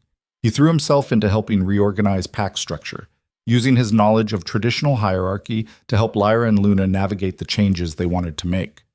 It was strange, working alongside him. The bond pulsed constantly between them, not demanding, just present. A reminder of what they'd chosen, what they were trying to build. On the 4th night, Lyra found him standing alone on the ridge overlooking pack territory. Can't sleep? She asked. Too much changing too fast. Ronan glanced at her. You. Same. Lyra stood beside him, looking out over the forest. It's overwhelming, being alpha, leading people who spent my whole life calling me weak. You're not weak, you never were. I know that now. Lyra was quiet for a moment. But there's a difference between knowing something and believing it, and some days I still hear your voice in my head. She is nothing. Ronan flinched. Lyra, I'm not saying it to hurt you. I'm saying it because it's true. She turned to face him. What you did to me broke something, and even though I've healed, even though I've grown stronger, the scar is still there. Will always be there. I know. Ronan's voice was rough. And I'll spend the rest of my life making up for it, proving that I— Stop. Lyra held up a hand. Stop trying to prove things. Stop trying to earn my forgiveness through grand gestures and promises. She paused. Just be honest with me. Always. Even when it's hard, even when the truth makes you look bad. That's what I need from you. Honesty. Ronan nodded slowly. I can do that. Good. Then I'll be honest too. Lyra took a breath. I don't love you. Not yet. Maybe not ever. What I feel for you is complicated. Part resentment, part gratitude, part obligation from the bond. I saved you because letting you die felt wrong. I kept the bond because severing it again would have destroyed us both. But love? She shook her head. That's going to take time, if it happens at all. The words clearly hurt him. Lyra could feel it through the bond, a sharp spike of pain. But Ronan didn't look away. I understand, he said quietly, and I'll wait, however long it takes. No pressure, no expectations. What if it never happens? What if we're bonded for life but never actually love each other? Then we figure it out. Build something based on respect and partnership instead of romance. Ronan's smile was sad. It's not what I hoped for, but it's more than I deserve after what I did to you. Lyra studied him in the moonlight. He looked different than he had during the rejection. Older, wearier, more real. The Golden Prince facade had been stripped away, leaving just a male who'd made terrible mistakes and was trying to do better. Ask me something, Lyra said suddenly. What? Ask me something real, something you actually want to know. Not about pack business or politics or any of that. Something personal. Ronan was quiet for a moment. Then, do you ever wish you'd let me die? That you'd chosen freedom over saving me? The question was raw, vulnerable. Exactly what she'd asked for. Sometimes, Lyra admitted, when the bond gets too heavy or I remember what you said during the rejection, yeah. Sometimes I wish I'd just let go. She paused. But then I remember that choosing to save you wasn't about you. It was about me, about who I wanted to be. And that person doesn't let people die out of spite, no matter how much they deserve it. That's very noble. It's not noble. It's survival. Lyra's voice was firm. Because if I'd let you die, if I'd chosen revenge over mercy, I would have become exactly what Marcus said I was. A monster, a threat, something to be destroyed. And I refused to let his fear define me. Ronan nodded slowly, processing. Can I ask another question? One more. Do you think we'll ever be happy? Together? Lyra considered the question seriously.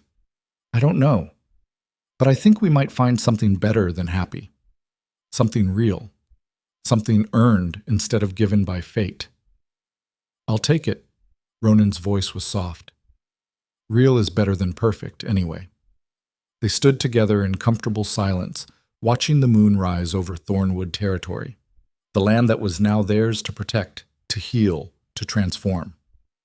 We should get back, Lyra said eventually. Luna's probably wondering where we are. Probably planning ways to kill me if I hurt you. Definitely planning ways to kill you. Lyra's smile was genuine. She's protective and creative. Terrifying combination. You have no idea. They walked back to pack headquarters together, and if their hands brushed occasionally, if the bond hummed a little warmer between them, well, that was progress. Small, but real. 2 weeks after the challenge, Kael returned. He appeared at the border just after dawn, alone, hands raised in a gesture of peace. The border guards brought him to pack headquarters, where Lyra and Luna were reviewing supply reports. You have nerve showing your face here, Luna said coldly. After everything you did. I know. Kael's voice was tired. But I owed you both an explanation. A real one. We don't want your explanations, Lyra said. We want you gone. You deserve to know the truth first. All of it. Not the manipulated version I fed you, or the angry version Luna discovered. Kael looked between them. Please, give me 5 minutes. Then I'll leave and never come back. Lyra exchanged a glance with Luna. Her sister's expression was murderous, but she nodded slightly. 5 minutes, Lyra said. Start talking. Kael took a breath. Everything I told you about being bonded to Luna was true. We were mate bonded at birth. When Marcus came with the knife, I was there. A newborn already feeling the bond pull me toward my twin. I watched him try to kill you both.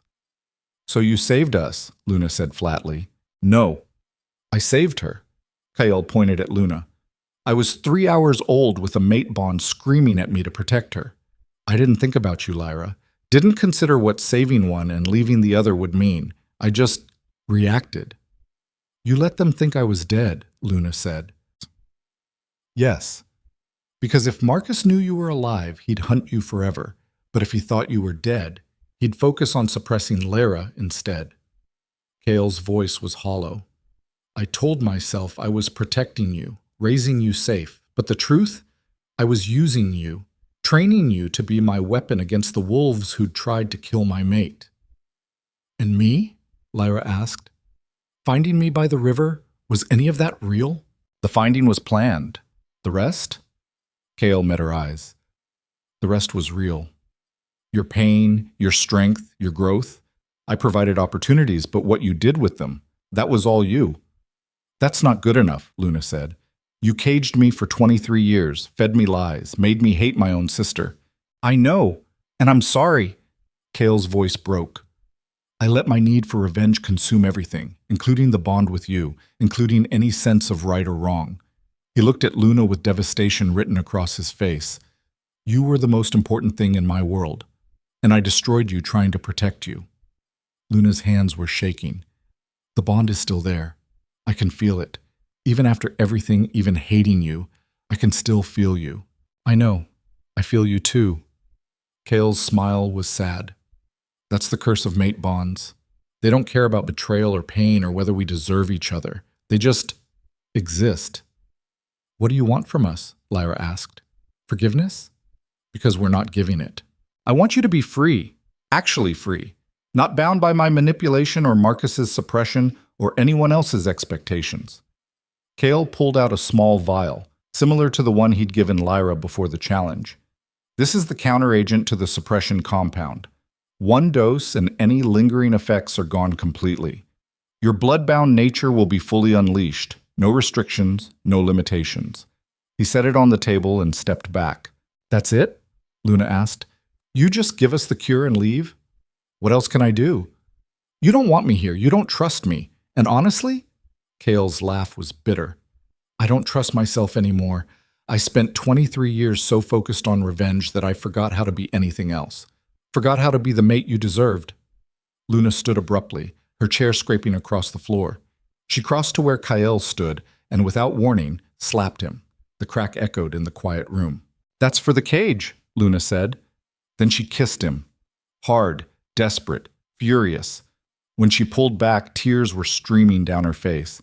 And that's for the bond, for the connection I can't break even though I hate what you did. Kale touched his face, looking stunned. Luna, sit. Don't. She stepped back. Don't say anything. Just go.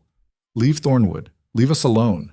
And maybe someday, after we've healed and built something real, we can figure out what this bond means. But not today. Not like this. Kale nodded slowly. He looked at Lyra. For what it's worth, I am proud of you, of what you've become, what you're building here. Save it, Lyra said. Your pride means nothing to me. Fair enough. Kale turned to leave, then paused at the door. One more thing. Marcus didn't leave the territory. He's hiding in the northern caves with about 30 loyalists, planning something. I don't know what, but he's not done with you. How do you know that? Luna demanded. Because I've been watching him, making sure he doesn't try something stupid. Kyle's smile was sharp. Old habits die hard, even when they should. Then he was gone, disappearing into the forest like smoke. Luna collapsed into her chair, shaking. Lyra moved to her side immediately, hands on her sister's shoulders. You okay? Lyra asked. No, yes, I don't know. Luna laughed wetly. I hate him. I love him. I want him dead and I want him back, and I don't know how to reconcile those things. You don't have to. Not right now. Lyra squeezed her shoulders. Take the time you need. Feel what you feel. The bond isn't going anywhere. Lucky me. Luna wiped her eyes. What about Marcus? If Kyle's right, then we deal with it. Together. Lyra picked up the vial Kale had left. But first, we make sure we're at full strength. She uncorked the vial and drank half, then handed it to Luna. Her sister hesitated only a moment before drinking the rest. The effect was immediate. Lyra felt the last vestiges of suppression burn away, felt her blood-bound power surge to levels she'd never experienced. Beside her, Luna gasped as the same thing happened.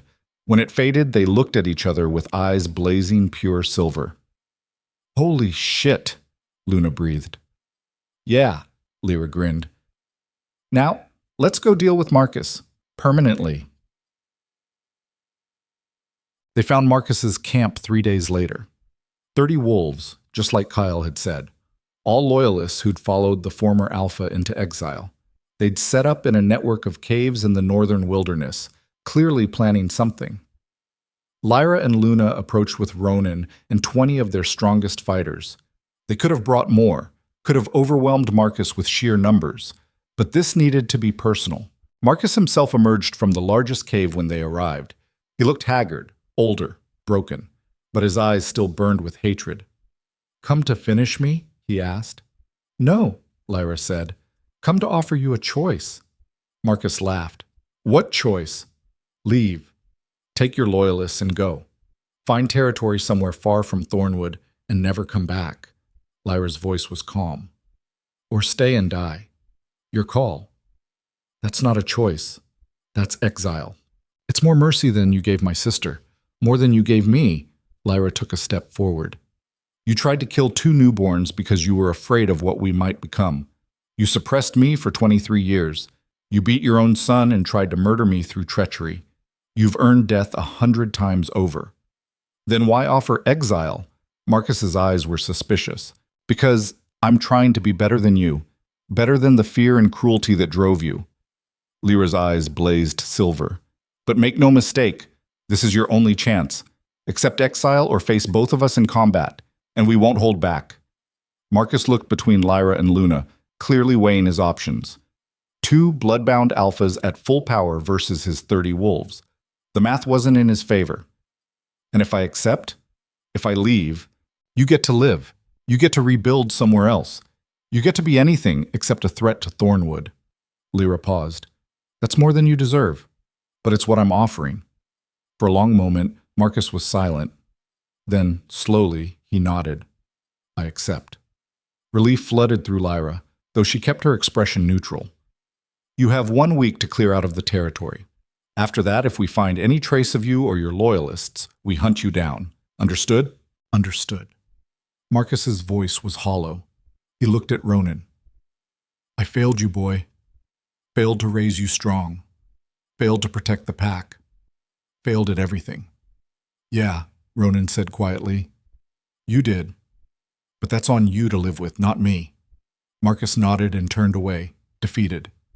His loyalists followed, gathering what belongings they could carry. Lyra watched them go, feeling nothing. No triumph, no satisfaction, just exhaustion and the faint hope that maybe, finally, this chapter was closed. "You think he'll actually leave?" Luna asked. "I think he's too broken to fight anymore." Lyra looked at her sister. "But if he doesn't, we'll handle it. Together. Together." They stood on the ridge watching Marcus's group disappear into the wilderness. 2 blood-bound sisters who'd been separated, manipulated, and nearly destroyed, but had somehow found each other and built something new from the ashes. 3 months later, Thornwood Pack was thriving. The changes Lyra and Luna had implemented were working. Dual alpha leadership created balance. Lyra handled internal pack matters while Luna managed external relations. Together, they were formidable. Ronan had settled into his role as mate and advisor, supporting without trying to control. The bond between him and Lyra had deepened into something resembling partnership, if not quite love. They were working on it, taking it day by day. Luna had reached out to Kael twice, brief messages through neutral channels, testing the waters of reconciliation. He'd responded carefully, respectfully, giving her space while making it clear he was there when she was ready. And Lyra? Lyra was learning what it meant to be alpha, to lead wolves who'd once called her weak, to make decisions that affected hundreds of lives, to balance mercy with strength, forgiveness with boundaries. It wasn't easy. Some days she wanted to walk away from all of it, but then she'd see a young wolf training without fear of suppression, or watch Luna laugh genuinely for the first time, or feel Ronan's steady presence through the bond. And she'd remember why she stayed. On the 3-month anniversary of taking leadership, Lyra stood on the ridge overlooking pack territory, the same spot where this had all begun, where she'd first returned to challenge Ronan. Luna found her there, as she knew her twin would. "Thinking deep thoughts?" Luna asked. "Wondering if we're doing the right thing, if any of this is sustainable." "Probably not." Luna's grin was sharp. "But that's never stopped us before." Lyra laughed. "True." They stood together in comfortable silence, watching the sun set over Thornwood. Below, wolves moved through the territory, hunting, training, living without the fear that had defined the pack for so long. "Do you ever regret it?" Lyra asked. "Staying. You could have left, started fresh somewhere else." "Every day," Luna admitted, "but I regret the alternative more. We're building something here, something that matters. And yeah, it's hard and messy, and some days I want to burn it all down, but it's ours. built on our terms, our choices. Our choices, Lyra repeated. The words felt heavy, meaningful, true. Besides, Luna added with a smirk, someone needs to keep you from going soft. All this forgiveness and mercy, you're practically civilized now. Fuck off. There she is. Luna bumped her shoulder against Lyra's. Don't ever change, sister. Right back at you. The last rays of sunlight painted the forest in shades of gold and crimson. Lyra closed her eyes and breathed deep, feeling the pack bond humming in her chest, the mate bond connecting her to Ronan, the twin bond linking her to Luna. She was connected, bound, tied to this place and these wolves in ways she'd never asked for but had somehow chosen anyway. And for the first time since the rejection, since the exile, since all of it, Lyra felt something that almost resembled peace. Not happiness? Not yet. Maybe not ever. Not completely. But peace. The quiet certainty that she was exactly where she needed to be, doing exactly what she was meant to do. Building, healing, leading, living, on her own terms. Come on, Luna said, breaking the moment. Council meeting in an hour. Something about border disputes with Blackwater Pack. Can't we just eat them? Lyra. I'm kidding, mostly. Lyra followed her sister down the ridge toward Pack headquarters, where Ronan was probably already organizing notes, and Nyx was preparing medical reports, and 50 wolves were depending on them to make the right decisions. It was overwhelming, terrifying, impossible. And somehow, walking beside her twin sister with the weight of leadership on her shoulders and a broken but healing bond in her chest, Lyra felt stronger than she'd ever been. Not because she was bloodbound, not because she'd conquered a pack or defeated her enemies, but because she'd chosen, again and again, in 1,000 small ways, to stay and fight for something better instead of running from everything that hurt. That was real strength, the kind that didn't come from power or dominance or fear, the kind that came from surviving hell and deciding to build heaven anyway. As they reached Pack headquarters, Ronan appeared in the doorway. He smiled when he saw them, and Lyra felt the bond warm in her chest. Not love, not yet, but something real, something chosen, something worth fighting for. Ready? He asked. Lyra looked at Luna, who nodded, then back at Ronan. Yeah, she said. We're ready. They walked inside together, alpha, sister, mate, and got to work building the future they'd claimed from the ashes of the past. And somewhere in the wilderness beyond Thornwood borders, Kyle stood on a distant ridge and watched the pack thrive under its bloodbound sisters. He smiled despite the ache of the mate bond pulling him toward Luna, despite knowing he might never earn forgiveness for what he'd done. They were free. Actually free. And that was worth everything he'd lost to make it happen. Somewhere even further north, Marcus sat alone in a cave and nursed his bitterness. The ghost of the Alpha he'd been haunting every breath. He'd lost everything. But he was alive. And some days that felt like punishment enough. Back in Thornwood, Lyra stood before her council and made decisions that would shape the future of wolves who'd once tried to destroy her. And she did it with grace and strength and the unshakable certainty that she'd earned her place here, not through birth or fate or manipulation, but through choice, through surviving, through refusing to let cruelty define her capacity for mercy. The night deepened. The moon rose. And Thornwood Pack, under dual bloodbound alphas who'd been rejected, exiled, suppressed, and broken but never defeated, thrived. Because sometimes the story doesn't end with revenge or destruction or making your enemies pay. Sometimes it ends with building something better from the ruins they left behind. Sometimes the weakest wolf becomes the strongest alpha, not by proving everyone wrong, but by refusing to become what they feared she'd be. And sometimes, just sometimes, the girl on her knees in front of a crowd that called her nothing stands up and shows them exactly what power looks like when it's wielded with wisdom instead of fear. Lyra Vane was never weak. She just needed the world to break her open so she could finally see what had been inside her all along. Strength, purpose, choice, and the unbreakable will to survive, not just for herself, but for everyone who came after her, for every suppressed wolf, every rejected mate, every outcast who'd been told they were nothing. She survived for them, built for them, led for them, and in doing so, she became exactly what she was always meant to be. Not a weapon, not a victim, not a monster, just Lyra, Alpha, sister, survivor, free.